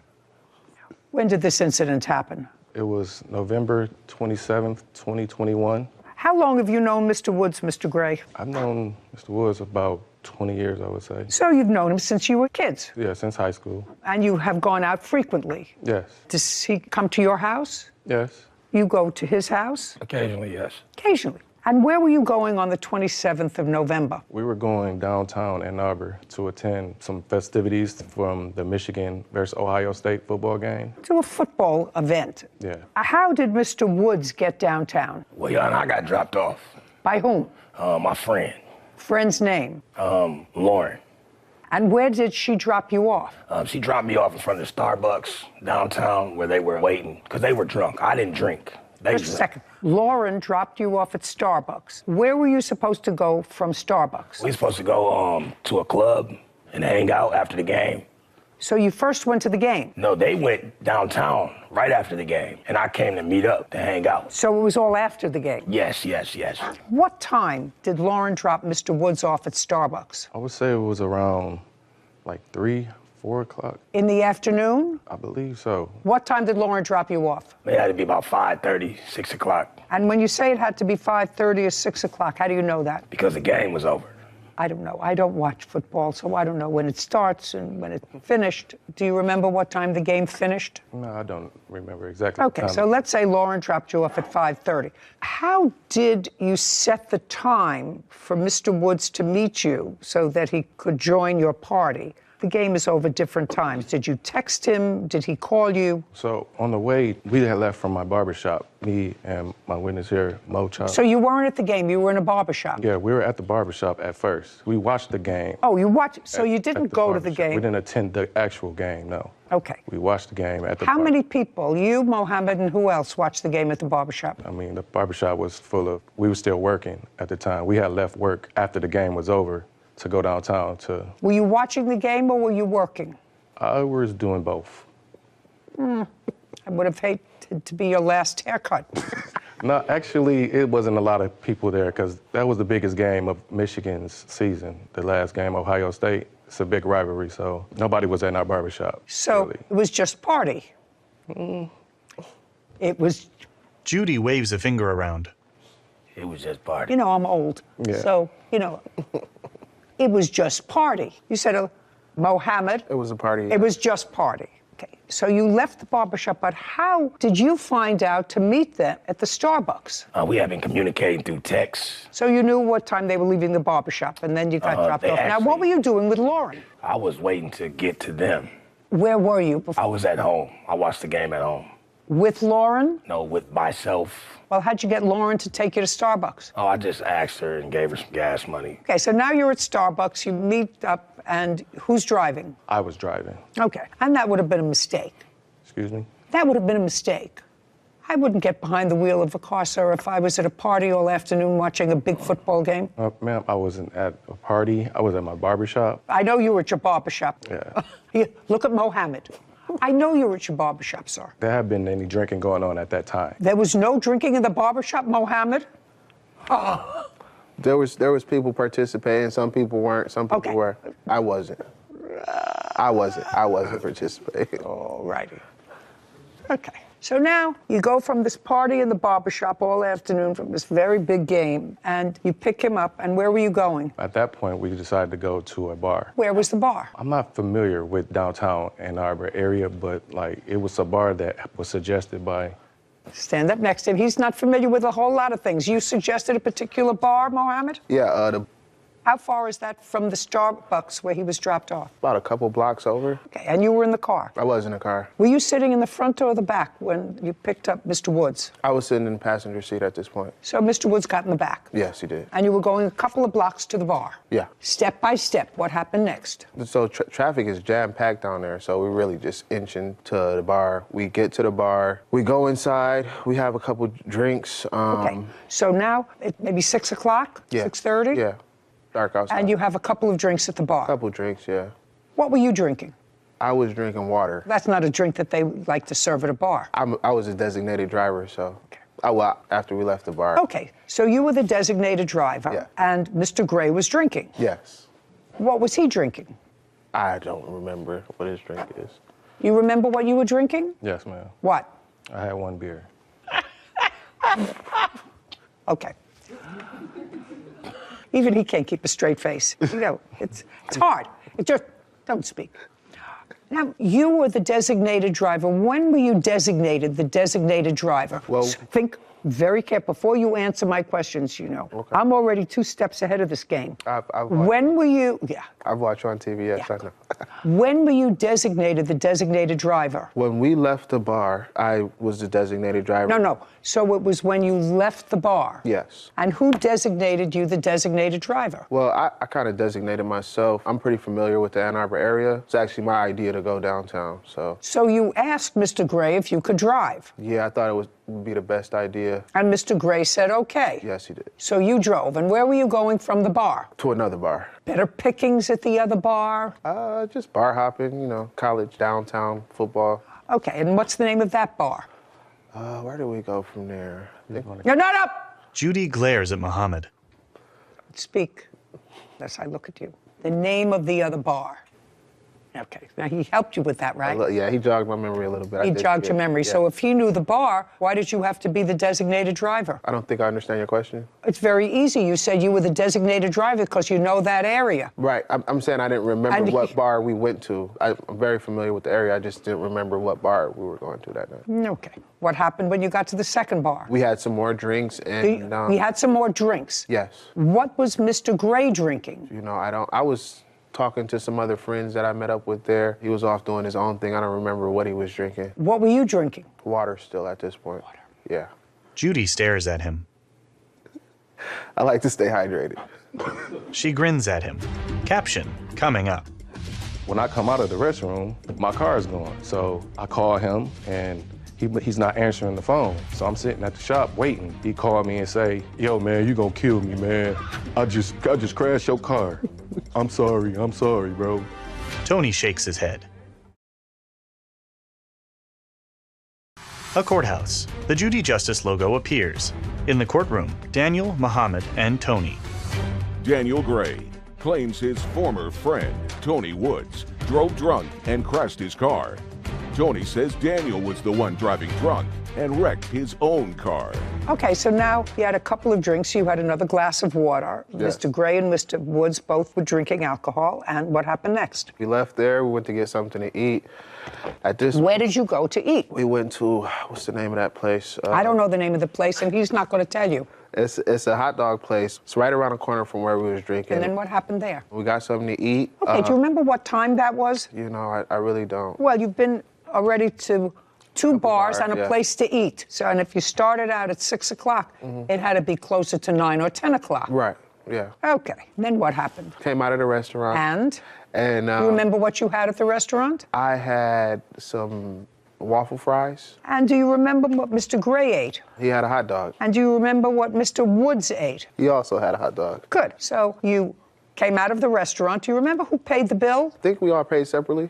Okay, so now you come out of the restaurant. Yeah, we come out the restaurant, we had eaten already. And this when Mr. Woods over here started horseplaying a little bit, charged at me from across the street. You know, I tried to get him But just a second.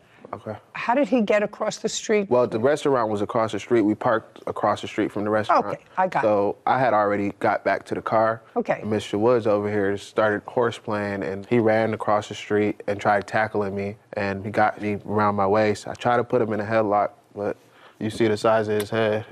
And that just continued throughout the night, this horseplaying. No. So he's horseplaying with you. Right. But you get into the car. You said if you continued all during the night. What I want to know is, from the place where they got hot dogs and you got waffle fries, did you get back into the car? We did get back into the car. We went one more place. Okay. Now, when you got back into the car, after the 2 dogs and the fries, who was driving? At that point, I think I was still driving. Not think. I don't want to think. I believe I was driving. I dropped myself off to my next destination because I separated from them two. You went to one other place? Yeah. With them? With the 3 of them, yes. And when you got to the other place, you went in or you did not go in? I went inside, yeah. Okay.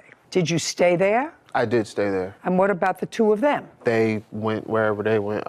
Back to the barbershop, I believe. And you were the designated driver. Up into the So you were drinking the water. Yes. And they were both drinking alcohol. Yes. Yes. What do you mean, yeah? You go to at least 2 bars, maybe 3. You have a whole afternoon of drinking at a barbershop. Not you, you were drinking water. Water, yeah. I don't know what was in that cup. Then you get dropped off. You was the designated driver. Now, they're nowhere near home. So you knew one of them was going to be driving. Right. And as far as your testimony is concerned, you were left in the last place that you visited. They went out to go someplace else or go back to the barbershop. Right. Did you see them again that evening?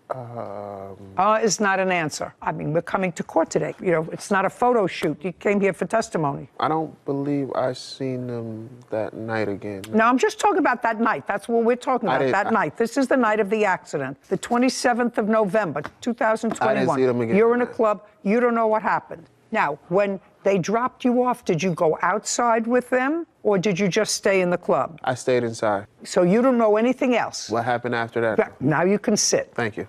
Muhammad sits. Okay, now, your witness, the designated water drinking driver, has dropped himself off, and the two of you go outside. What happened? After he gets dropped off, we are parked at a bar, and Just a second. He stays there. You get into the car because you're going to another bar. no, not at this point. Where were you going? I was getting ready to go to my barbershop. He's not with you. Who was driving? I was driving at the. Okay. And you were driving to take yourself back, according to you, to the barbershop. Yes. And then what happened? Okay, so we get to the barbershop, and I leave the car running. He's in the car with me Just a sec. Got to the barbershop, and you left the car running for what reason? because it was cold outside. It was snow. It was it's November. Well, what were you going to the barbershop for? I went to the barbershop because I needed to use the restroom. And the barbershop is close by to this last bar you were at? Yes. How close? Maybe like 2 miles. Okay, so you went to the barbershop. You left the car running, and? So I go in to use the restroom, and I leave the car running, and Mr. Woods was sitting in the car still. So as I'm in the restroom, he comes in and started knocking on the door and says that he had lost his phone when he had got out the car where we were parked at. Where? The last bar that we were at. I didn't actually go into the last bar. We was parked there. We were about to go in to meet up with him. What do you mean to meet up with him? He was with you. As he said, he met up with another friend. He didn't tell me that. He said you just dropped him off at the other bar, and you weren't going in, just he was going in. You dropped him off. That's what he said. No, he went in. I understand he went in. I never went in the last bar. Okay, you didn't go, and neither did he. Yeah. Well, I'm asking you. He said, I lost my phone someplace. No, where we were parked at, he got out the car for a second. I never got out the car. He got out the car for a second. And at What some was he point doing when he got out of the car for a second? He thought we were about to go in, but I told him that I needed to use the restroom. So he got back in the car. But at some point when he got out the car, he dropped his phone. So I told him I needed to use the restroom, so I go to my shop to use the restroom. I park the car. Got it. I get out, I leave the car running. I go in, use the restroom. He comes in, knocks on the door, telling me that, hey, yo, I lost my phone. Can I drive the car? Let me go pick it up real quick. And I tell him no. Like, just wait, I'll be out in a second. So he leaves. I hear the door open and close. I'm thinking that he's just going to sit back in the car. So when I come out of the restroom, my car is gone. I call him, and he's not answering the phone. So I keep calling, and then the next, 10 minutes later, he answers the phone. So I knew he went to go get his phone. He found his phone? Yes, and I'm furious at this point because he just left me in my At the barber shop? Yeah, in my car. So I tell him, bring my car back right now. He said, I'm on my way, I'll be there in a minute. About 15 minutes later, he called me and say, yo, man, you gonna kill me, man. I just crashed your car. I'm sorry, bro. Mm-hmm. And I had to walk all the way to the accident scene, to the car where he crashed my car at. Now, you have an accident report? No, I don't have an accident report. Why? Because we never called the police. That's because probably a good idea. He wasn't involved with another car. He just hit a pole. I understand that. That's still an accident report. The only reason you don't call the police is because both of you were drinking. Well, I wasn't driving the car at that time. When you were driving the car to the barbershop, right? Yes. From the last bar where you dropped Mohammed off, you were driving. Yes, I was not drunk though, Your Honor. If you're not drinking, it's sort of an interesting thing. Everybody's definition of drunk is different. Your friend Mohammed said that he was the designated driver, so he was just drinking water. That's what he said. That's what Mohammed Which suggests to me that we had a full day of drinking, starting at the barbershop, watching the game, from the game to 2 or 3 bars, then for a bite to eat. No, I wasn't drinking at the barbershop. I didn't start drinking until we got to the first bar. Okay, so now you started to drink at 6 o'clock. Now it's 10 o'clock, and you've been drinking from one place to another. I'm just saying you got behind the wheel of a car and you had been drinking. Now, did you hit a pole? No, Your Honor. Okay, now you tell me your version of the events. Tony nods. Caption, coming up. How long was he in the restroom before you realized that you had dropped your phone? About 5 minutes. So now he's gone in to use the restroom. You go and look for your phone. You see how easy this is, like fishing in a fish tank. Judy and Whitney grin. A courthouse. The Judy Justice logo appears. In the courtroom, Daniel and Tony. Daniel Gray has accused his former friend, Tony Woods, of driving drunk and wrecking his car. Okay, now you tell me your version of the events. Okay, first off, I ain't eat no hot dog. So I never. You didn't what? I never had a hot dog.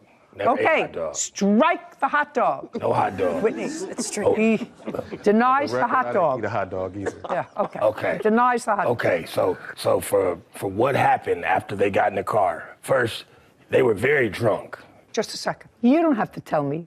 All three of you were drunk. I wasn't drunk yet. Okay. By the time the car got trashed, you were drunk. Let me tell you what I believe. Okay. So that you can pick it up from there. Okay. I believe that Mohammed was dropped off at the last bar. So there came a time at the end of the evening when it was just the two of you.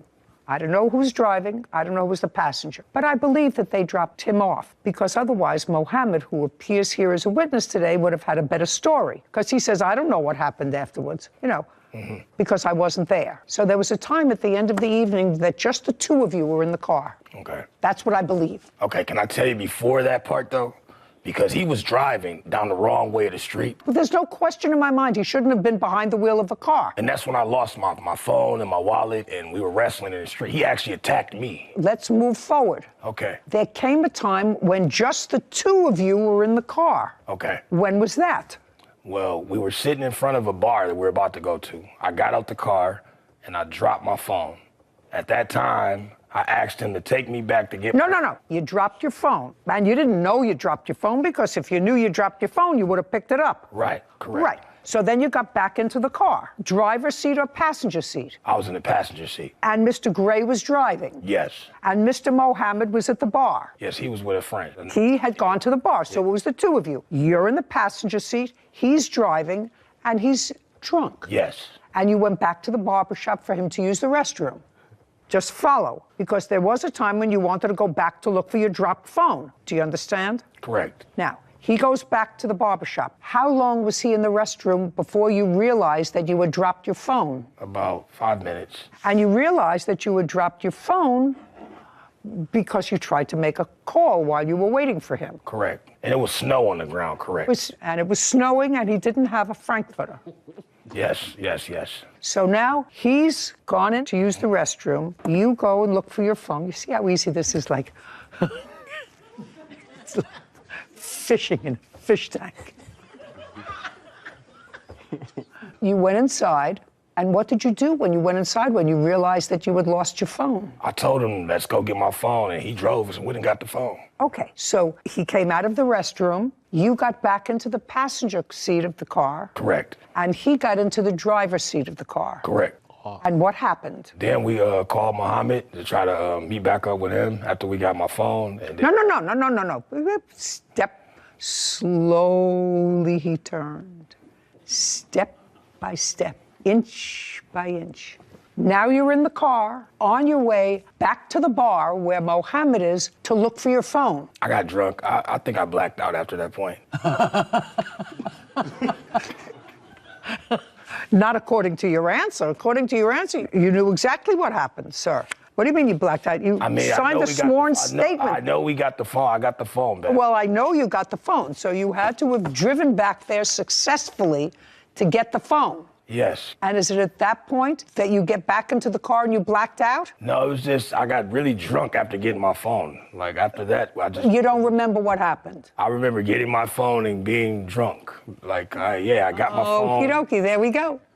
Okay, you were all drunk. As a matter of fact, I have zero sympathy for any of you getting behind the wheel of a car. Okay, the car was damaged. Yes, I have. And so what you want me to believe, that you blame him, and I could understand that because I don't know how drunk you actually were, whether or not you blame him for your wrecked car because you were driving the car back to find his phone, and it wouldn't have been in that problem had he not dropped his phone out of the car, or whether he was actually driving the car drunk. It's actually irrelevant to me. You were both driving drunk. You have a bill to fix the car? Yes, I do. I'd like to see it.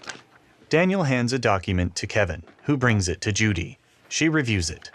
And I have pictures of the accident. Okay, so, yeah. So the bill was $5,500. And you had insurance? Yes. And the insurance paid for how much? I had no fault insurance. So you didn't have... I didn't have collision. Okay. You didn't have collision, so you had to pay $5,500, which you paid. Yeah.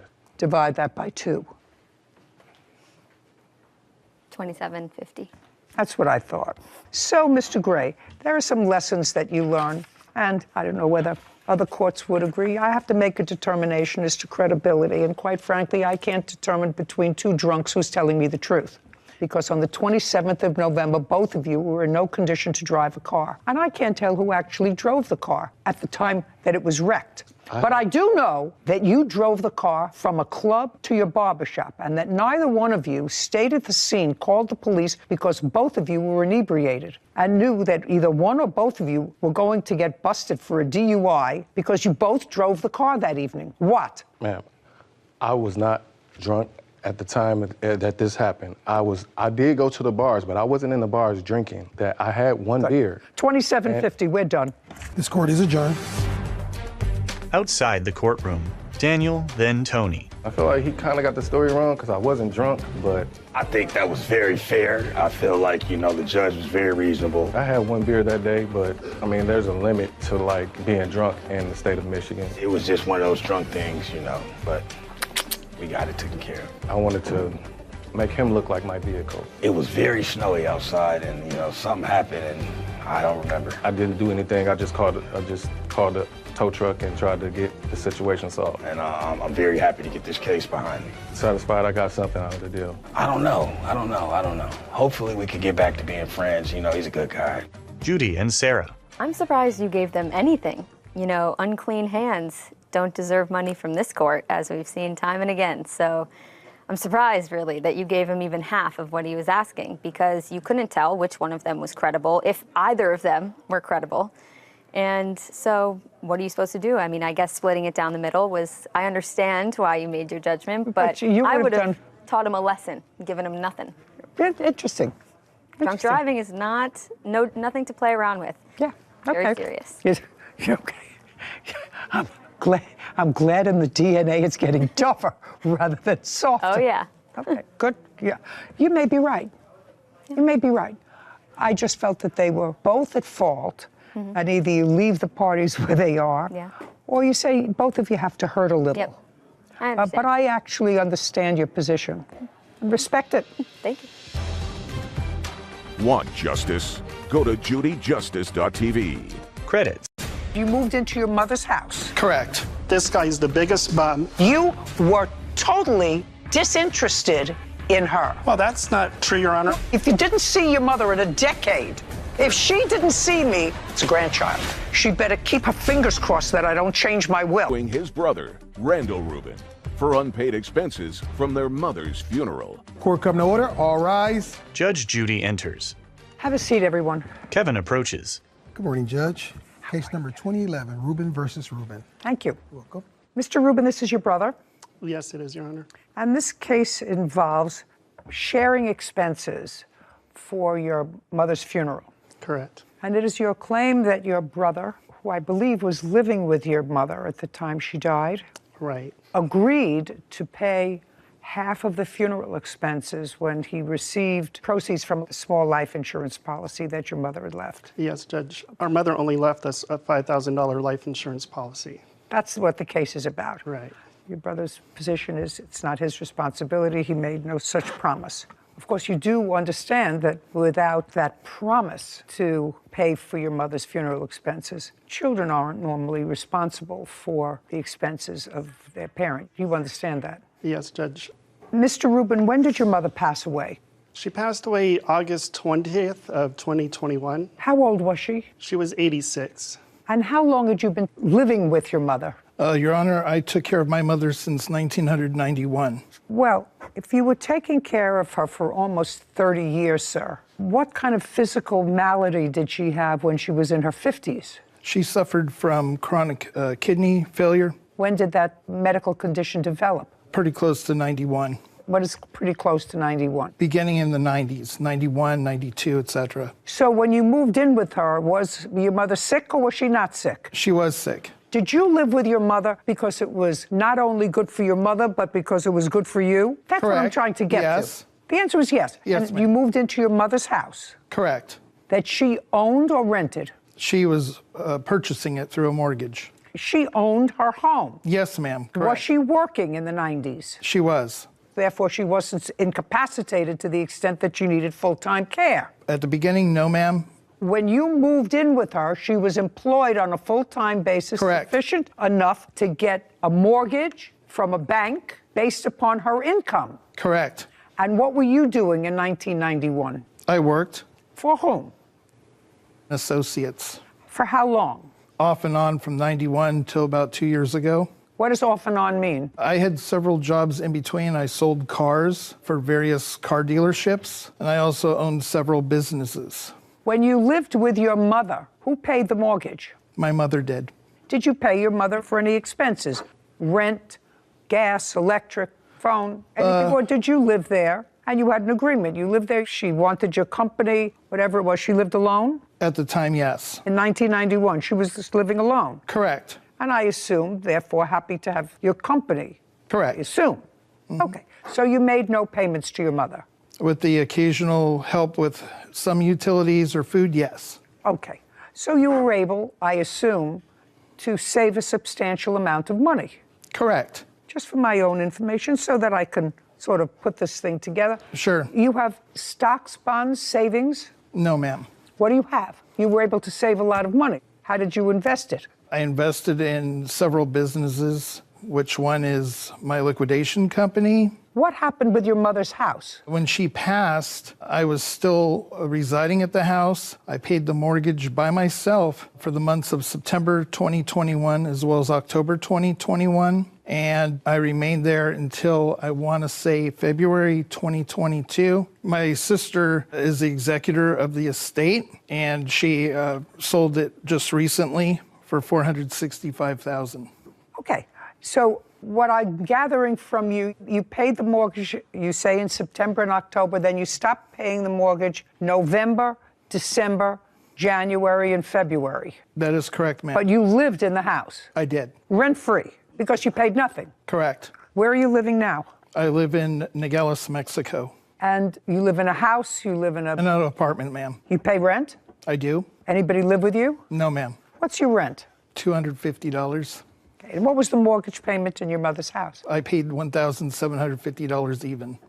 Are you the sister? Yes, Your Honor. Could you stand up for a second? I'm just getting some information. Tell me your name. Shannon Hayes. Miss Hayes, house was sold recently for $465,000. And what was left on the mortgage? $258,000 plus a $35,000 third mortgage. Your Honor, since our brother was not paying, since he wasn't paying, the house actually went into foreclosure. And so we had to get... Just a sec, I didn't ask you anything. Okay, I'm just... Sarah Rose, $465,000 less $258,000. $207,000, Your Honor. Less $35,000. $172,000. Okay, and there are 3 siblings? And also, Your Honor, there was a $10,000 lien on the property that had to be paid. So we're down to $162,000. Correct. So it's $162,000 clear, so a little over $50,000 a person. She owed the IRS, Your Honor, for back payments in excess of $54,000. She hadn't paid taxes in years. Did you pay the IRS? I just did. And how much did you pay the IRS? $54,188. Sarah, from $162,000, take out $54,000. $108,000. Anything else? Yes, Your Honor. She had Arizona state taxes, $3,000 I paid as well. 105, is that 105 net? So we also have the medical bills that I had to take care of. She had no insurance and she had to have Medicare. She did, Your Honor. That's her copayment. Okay, and what was her copayment? $3,000 in medical. Let's do a simple $100,000. How much were the funeral expenses? $2,434.73. Was the total funeral expense? Yes. Well, that's what you're claiming he owes you. That's his share of the... I want to know what the entire funeral costs, sir. You'll show me the invoice. Sure. I do have all the invoices for you. Sean hands documents to Kevin, who brings them to Judy. She reviews them. The first one, Your Honor, is just for the cremation 1058. Correct. Okay. 1058. The next one should be from the cemetery. This is the total funeral home charges, and this is cremated remains internment of $2,200? Correct. The next invoice you should have, Your Honor, is from services provided by a rabbi.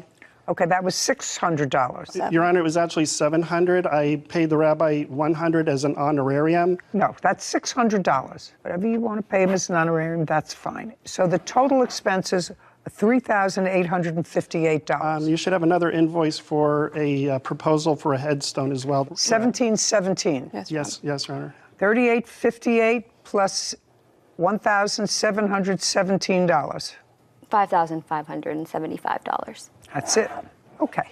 I assume your mother died without a will. Correct, Your Honor. Okay. And you are the only surviving siblings?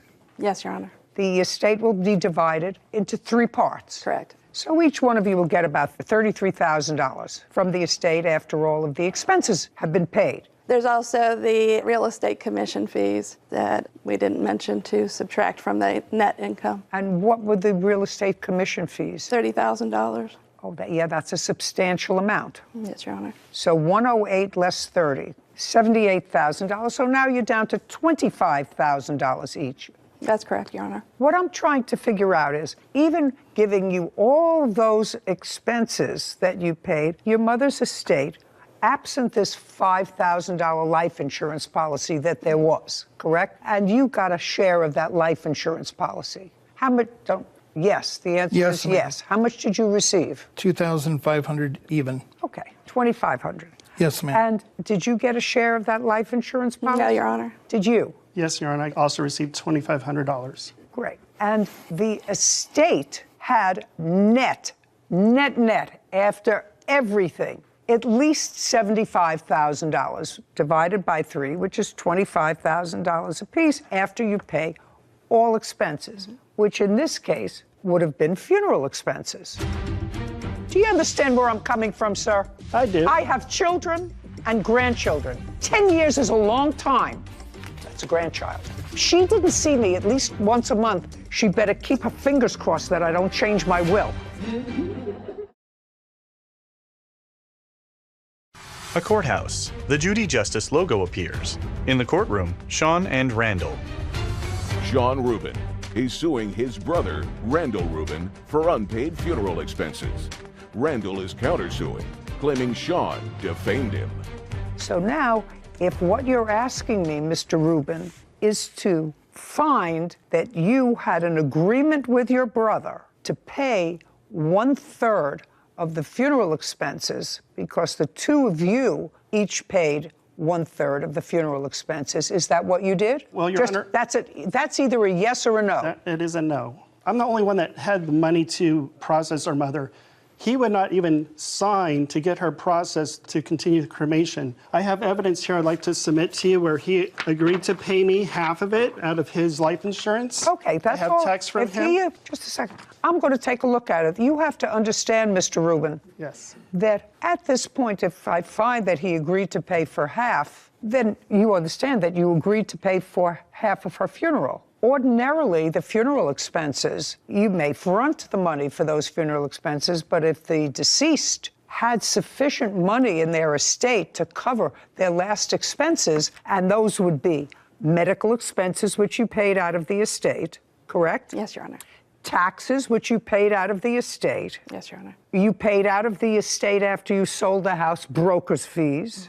State tax fees, along with those kinds of fees, would be funeral expenses. Now, if the two of you agreed, or the two brothers agreed, which is what you're saying, that he agreed to pay half, not 1/3, but he agreed to pay half of the funeral expenses for which you are not being reimbursed by the estate. Do you understand? Correct. I have not received anything from the estate, Your Honor. Okay. Kevin hands Sean's document to Judy. Well, this would be you. I'll let you know tomorrow. I think it's $2,200 for Menorah Gardens, and cremation was $1,053, so it's $1,626 each. That would be you, right? Yes. Okay, 1,626, because you asked him how much you owed, right? I did. So I assume since you asked him how much you owed, you had some sort of an arrangement with him to pay 1/3, because it does say 1/3 of the funeral expenses. That is correct. Okay, great. I do want to interject, Your Honor, and let you know that when I did receive my monies, the $2,500 from her life insurance We had communicated with one another that I had some emergency dental work that needed to be done. It was life-threatening. And therefore, he said, I don't have the email because I had to block him. I have a restraining order against him. So I lost all my emails between us. Listen, However, nobody ever has their emails here or a video. A very substantial amount of those monies went for my dental. I don't care.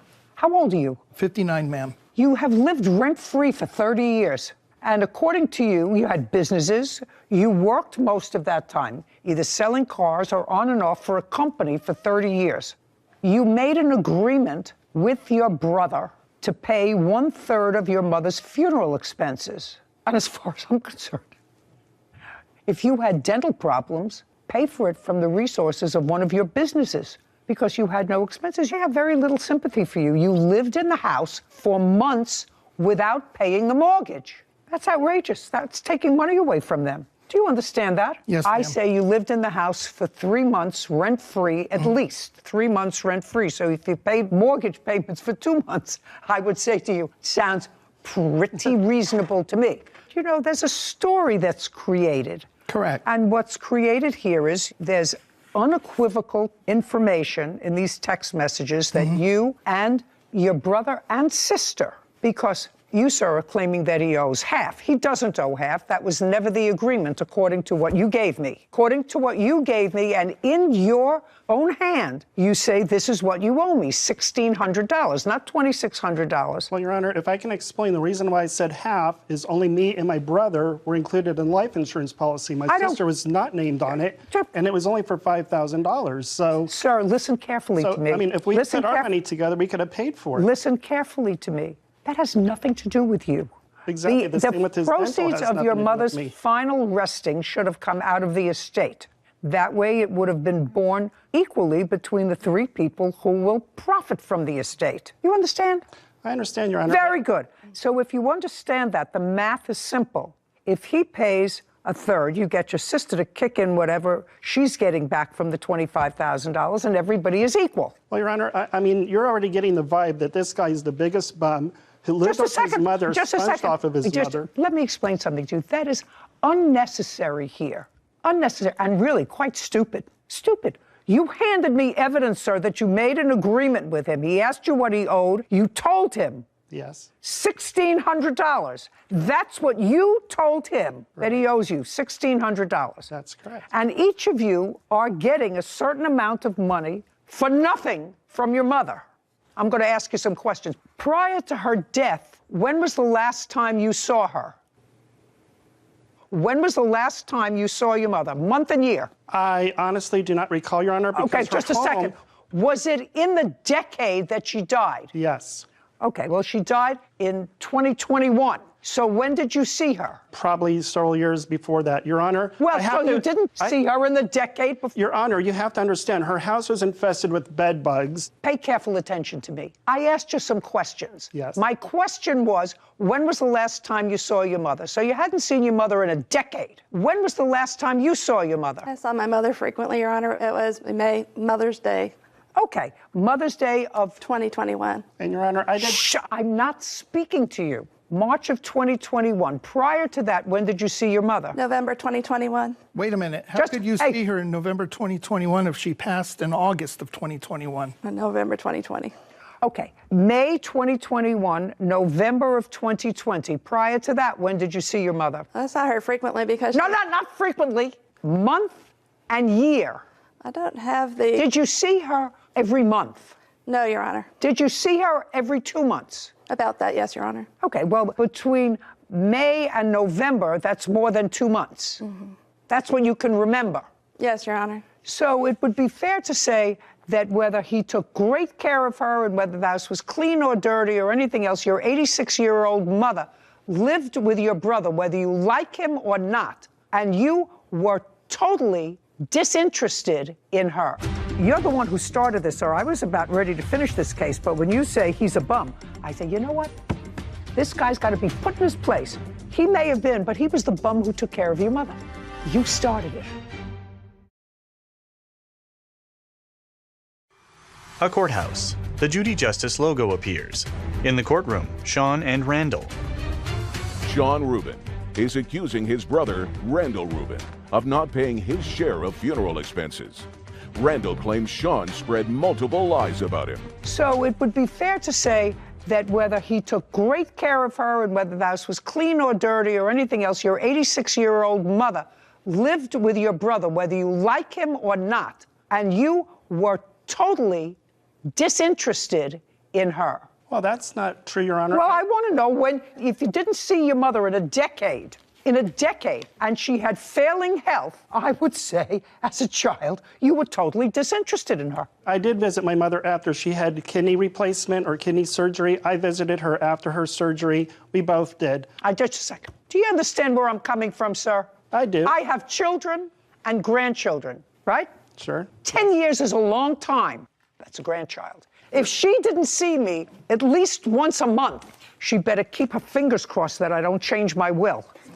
Well, Your Honor, I'm sure that Sarah is very close to you, where we live out of state. Just a second. We both have actual real jobs. Just a second. If her father didn't visit me at least once a month, and we live in different states, he too would check the will. So what I'm telling you is, if you don't see your mother for 10 years, you are a disinterested child. You're the one who started this, or I was about ready to finish this case, but when you say he's a bum, I say, you know what? This guy's got to be put in his place. He may have been, but he was the bum who took care of your mother. No, oh, absolutely not. Oh, really? Did your mother have full-time nursing care for the last 10 years? The answer is either yes or no. It's an absolute She no. declined. That's not what I asked you. Not what she declined.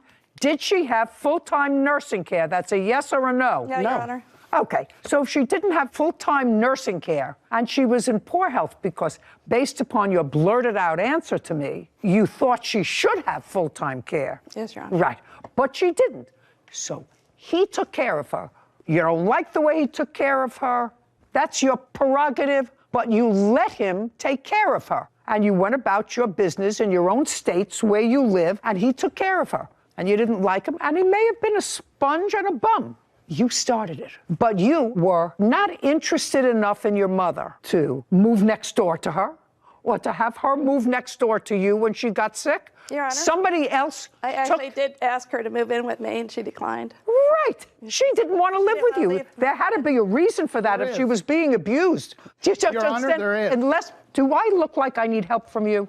No, of course not. Then I want you to be quiet. Yes, ma'am. You owe him $1,600. That's it, not $26, what he's asking you. counterclaim. Put it down. I have a counterclaim. $1,600, and I'll hear your counterclaim. Thank you, Which sounds a little ridiculous to me. I'm finished with you. $1,600, that's what you owe, except for the counterclaim, which I'll hear. Well, the counterclaim is that they posted something on the internet that says that there were bugs in the shoes you were selling. If that's, just a second, quiet. Your counterclaim says that he defamed you and your business because he wrote on the internet that there were bugs in the shoes you were selling. I couldn't make that up. Let me see. Maybe I did make it up. You're correct. That's yeah, exactly what he he posted wrote. that there were bugs in the shoes I was selling. He also put that I impregnate Hispanic women. Oh, just a second. First of all, that's not in here. It's right Bugs, here, ma'am. It's not in my answer. So I want to see where he wrote. And who knows what you're doing in Mexico? I have no idea what you're doing in Mexico. Show me what he wrote about the bugs in the shoes that you're selling, giving me a whole lot of nonsense there that I'm not going to read. It's not. These are the posts that he put online. These are also letters from my mother in her own. I'm not reading the letters from your mother. Okay. I'm reading a post or more where he says there are bugs in the shoes you are selling. Yes. Period. Do you want to hear the audio that he sent to one of my employers? No, I want to see where he wrote there are bugs in the shoes you are selling, which is what's in my answer. Right here, ma'am. May I have it, please? And I do have a restraining order on him as well. I'm not interested in your restraining order. Judy reviews the document. Okay, so this has nothing to do with anything. I'm going to give this back to you, and if you don't hand me exactly what I asked for, I'm dismissing. I'm not reading all that drivel. I asked you for one post. Your Honor, if you'd like to say I don't something, want to hear you. This is what I wrote. I if you want to see don't it. want. This is not your case to prove, sir. Okay, I'm just trying to be honest. Here you go, Your Honor. This is one that he. Thank you. Wrote Don't to tell my me one. employer. Just give me the posts about shoes. This has nothing to do with shoes. This one is in Well, Spanish. if you show me one more thing that doesn't say bugs and shoes, I'm just dismissing your case. Do you understand? Yes, ma'am. Please look at this one. It is in Spanish. No, that's your problem. The counterclaim's dismissed. Judgment for the plaintiff in the amount of $1,600. We're finished here. Thank you very much. Thank you, Your Honor. This court is adjourned. I'm very pleased with the judge's decision. I think she made the right decision. I wasn't really thrilled. I'm just kind of glad it's over. I never want to see my brother again. We're a very estranged bunch of people. We do not like each other. She didn't raise him right. She raised us right, and we're going to do the right thing on behalf of our mom. Sarah and Judy. First and foremost, I will visit you every month, every week, every day, if that's what it takes. But in all seriousness, this case shows how foolish it is not to memorialize your wishes for the end, because it creates a heightened sense of stress at a time when emotions are already running high. And first rule of wills, trusts, and estates class is always have a will. So it doesn't matter how much you have, how little you have. It's important, your wishes, and to prevent situations like this, your loved ones having to go through. Yeah, and be angry with each other. I mean, they don't love each other anyway, but to be angry with each other, if you can avoid that. Even young people, Sarah, who have put anything together. Yeah. You have a will? I do. There you go. I wouldn't want my loved ones going through that. So, yeah, you have to take the time and write it down. And yeah, that's really all you can do to avoid the situation. You're right. Title, Judy Justice. Are you having a family dispute? Go to Judy Justice. You decided to rent a house together. Yes. And things weren't working out. She's telling me that I stole some of her stuff. Did you file a restraining order? She showed up at my children's school while I was dropping them off. Did you go to her kids' school? Yeah. I'm losing my patience slowly.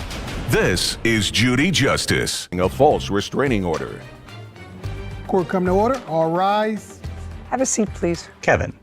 Hello, Judge. Case number 2023, Henderson versus Williams. Thank you. You're welcome.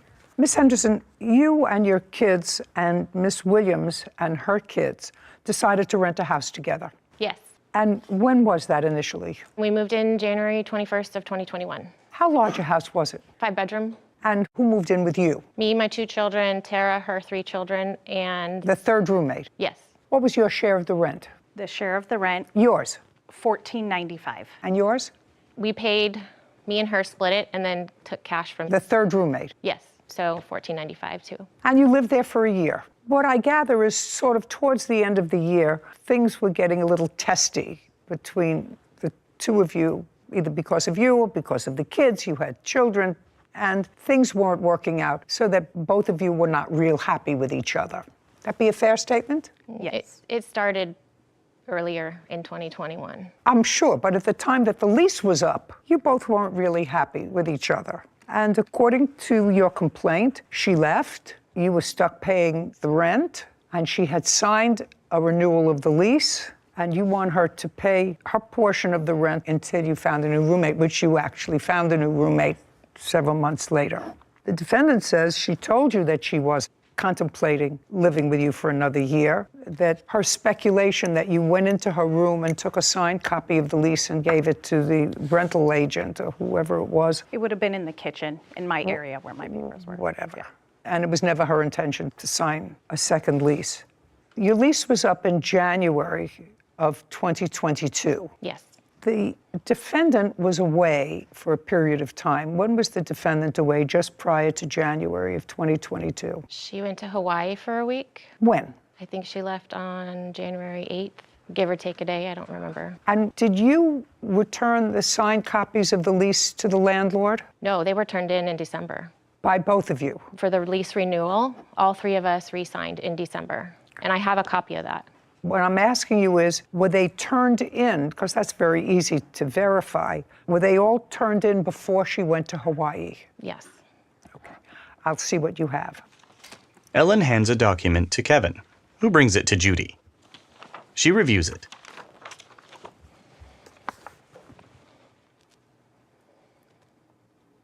Well, Miss Williams, if it's your statement that she took your signed copy of the lease and turned it in without your permission at some point when you were in Hawaii, that's what you're alleging. If this doesn't bear that out, Miss Williams, I'm going to tell you, it doesn't lend itself to the truth of that statement because this indicates that the two of you and the third roommate signed this on December the 19th. Then you turned it in. Then it was turned in. That was before you went to Hawaii. The landlord signed it on December 20th, which means that if the landlord signed it on December 20th, he signed it before you went to Hawaii, which means she couldn't have stolen your copy of the lease. Right. Do you understand? Yeah, no, I'm not stating I was in Hawaii when she turned it in. I left for Hawaii January 8th through the 18th. I understand that. Okay. I was unaware. When our lease was up for renewal, we weren't getting along, and I was on the fence about spending another year with Ellen. In December, we received a copy of the lease renewal. I felt pressured into signing it, but then we told Ellen we needed more time, just you. I had to leave town. Well, I don't know, you don't have any witness here because you say I had to leave town, so I decided to hold on to the lease until I returned. Where did you go? I went to Hawaii. Well, that was in January. Yes. Well, but the landlord got a copy of the signed agreement December 20th. I didn't know it was turned in. Oh, well, I didn't receive an I email. don't know whether it was turned in or not. So I emailed Rentcon, and I have messages stating it was received from Ellen. Okay. I'll see what you have. Okay. Tara hands a document to Kevin, who brings it to Judy. She reviews it. No. This doesn't say that at all. Lease renewal was signed by all three tenants. Correct. Lease was signed by all three tenants, and it was received before you went to Hawaii on the 20th of December. Okay. Easy. You moved out in February? January 31st of 22. When was the first lease up? The 22nd of January 22. So you stayed on after the lease was up? Yes. Why? I wasn't completely moved out yet. I Well, was in that's too Hawaii. bad. I had reached out to Rincon about paying extra to pay the extra few days. No. Okay. And when did you get a new roommate? Caption, coming up. Did you keep blowing her off or did you answer her? No, I No, just a second. I did not Did you blow her off or did you answer? So the answer is you blew her off. You blew her off. Yes. About the rent, which she was stuck with. Right. Right. Okay, good. Tara smirks.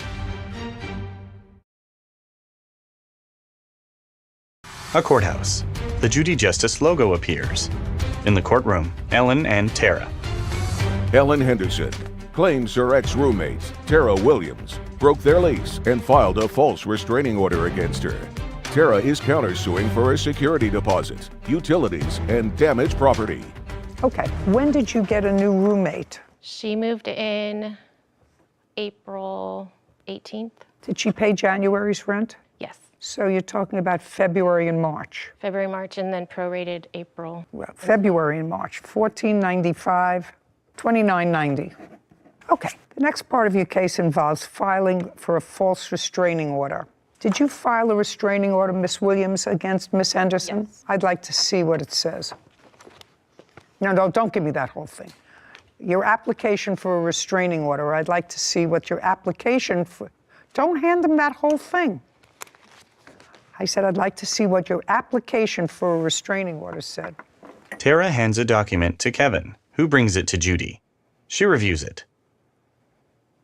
Okay, so what you say is she sent you 3 letters. You're asking because she sent you 3 letters. They were annoying. I want to know what she was asking for in those letters. Was she asking for rent money? Was she asking for rent? Yes. Okay, so she was asking for her money. Yes. For your rent money for the months that she didn't have a roommate. Well, that's not harassment, madam. There's more, but... yeah. What? There's more. She's telling me that I stole some of her stuff and stuff.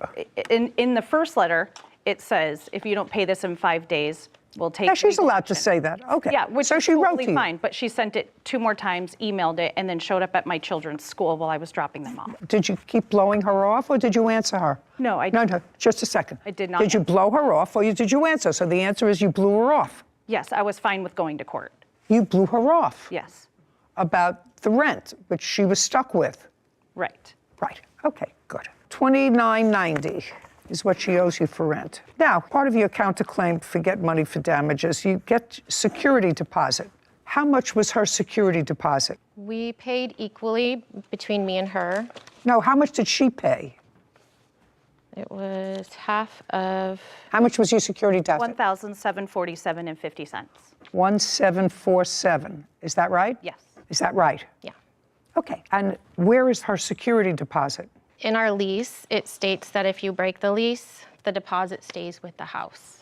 And I have an email from the property management stating that same thing, that she signed a lease saying that if she leaves early, the money stays with the house until everyone moves out. So the security deposit, if you and your new roommate keep the house safe, you're going to get back. Mm-hmm. Is that right? Mm-hmm. And you don't allege any damage. Is that correct? I had to clean up the carpets in her room upstairs. And Okay, do you have an invoice for that? No, I did it myself. Okay. 2990 less 1747? $1,243.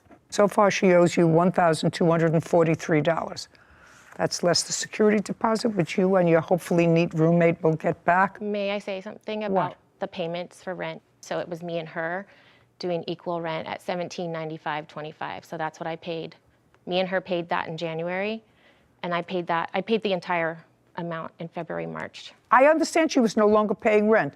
You're getting the rent, but I'm deducting from that. My portion is $1795, and that's what I'm asking her for, because that's what her portion was when she moved out as well. Just a second. Am I correct that she, at the time you moved in, individually paid as a security deposit $1,747? Is that correct? Yeah, but I'm talking about the rent payments. It's not $1495, it's $1795. Was your rent each month $14.95 or $17.95? $14.95. Can I see it? Anybody have any proof of that? I printed out the log, but she paid us $300 each in cash. So there's no, she is on the lease, but it does not show she was paying cash. You mean the third roommate? Yes. The third roommate? Right. So your amount was $14.95? Correct. I got it. Up until the end of December. Okay, I'm finished. Now, the next part of your counterclaim is for utilities. Security deposit you get back. What utilities do you think she owes you?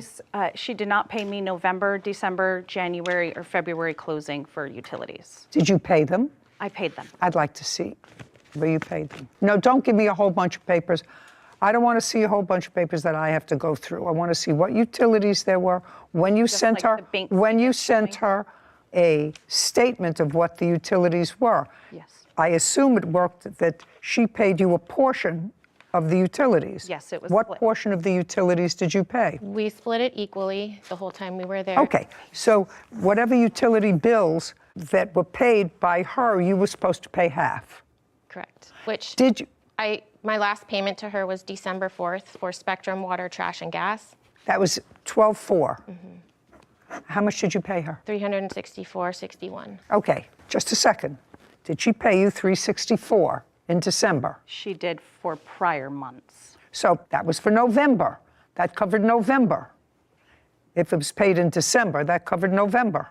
It would have been more so October. I can't get involved with that, madam. Don't give him a whole bunch of papers. Don't give him a whole bunch of papers.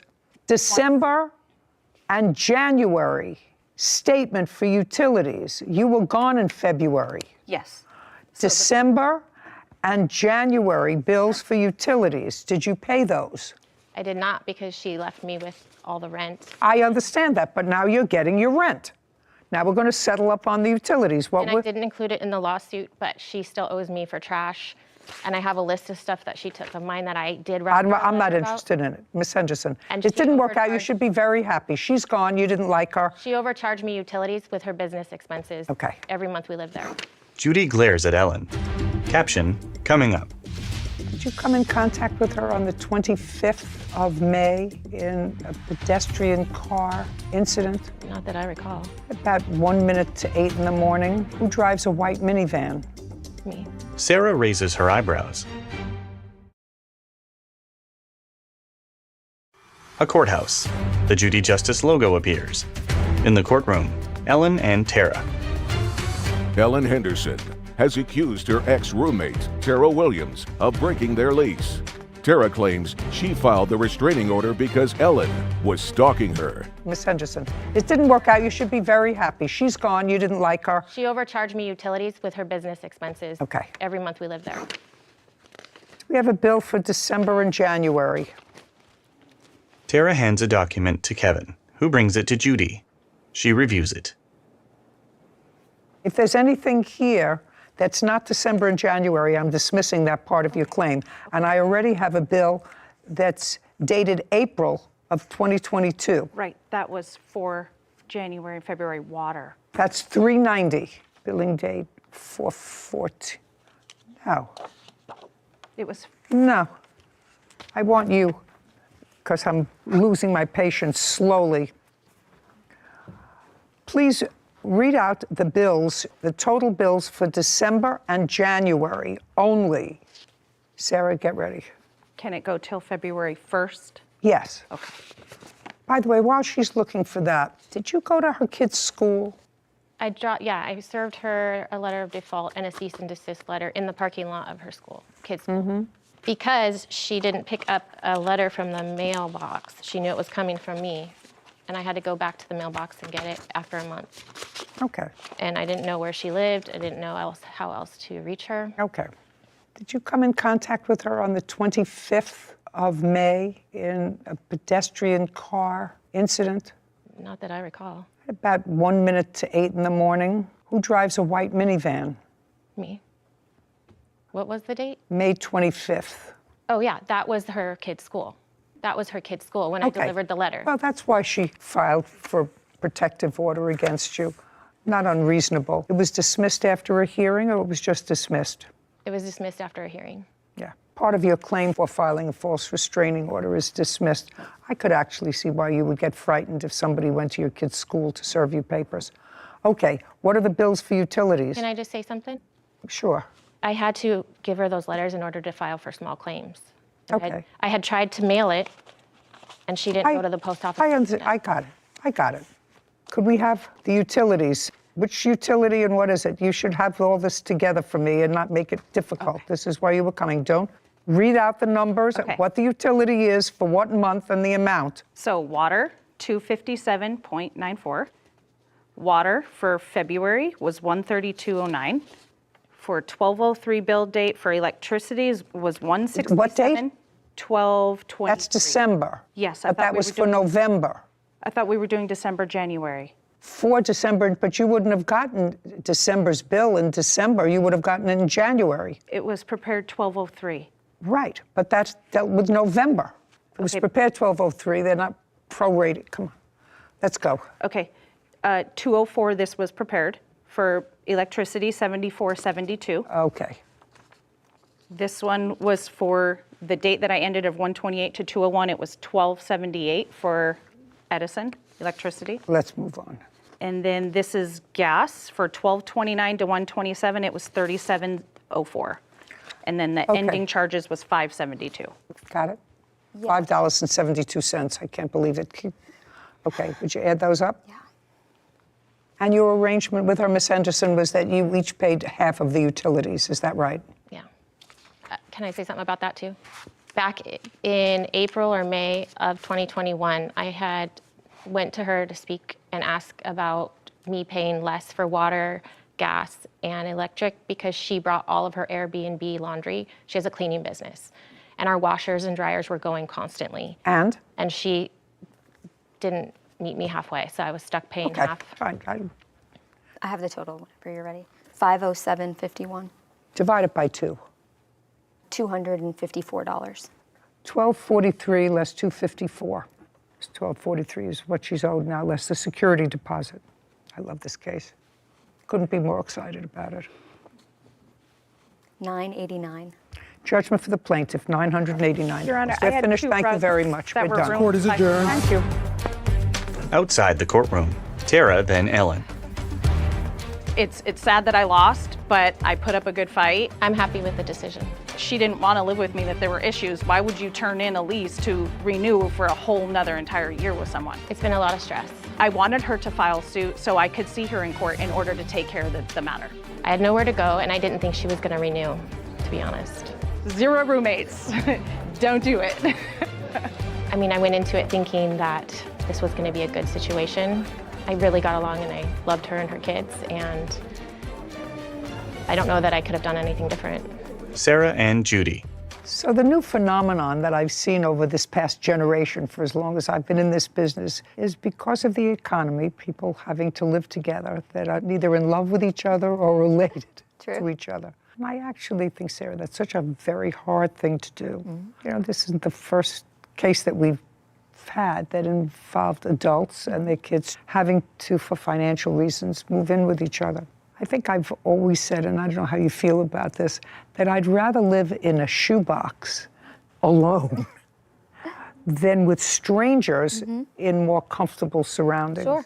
I think that's a tough call that a lot of people are having to make nowadays with the cost of living and inflation. Young people. Young people. 2 single mothers trying to live together with their children to give them a home environment.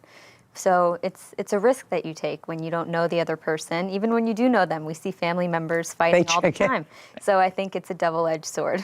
Yeah, I don't know. It's unfortunate. It's unfortunate that people have to make those kinds of choices for happiness. Shouldn't create that kind of stress. I think the best thing you can do is have a concrete contract to fall back on for if something like this happens, because it's a very stressful situation. But nobody wants to take that risk. Nobody wants to, who's signing a lease agreement, say, if it doesn't work out, this is what happens.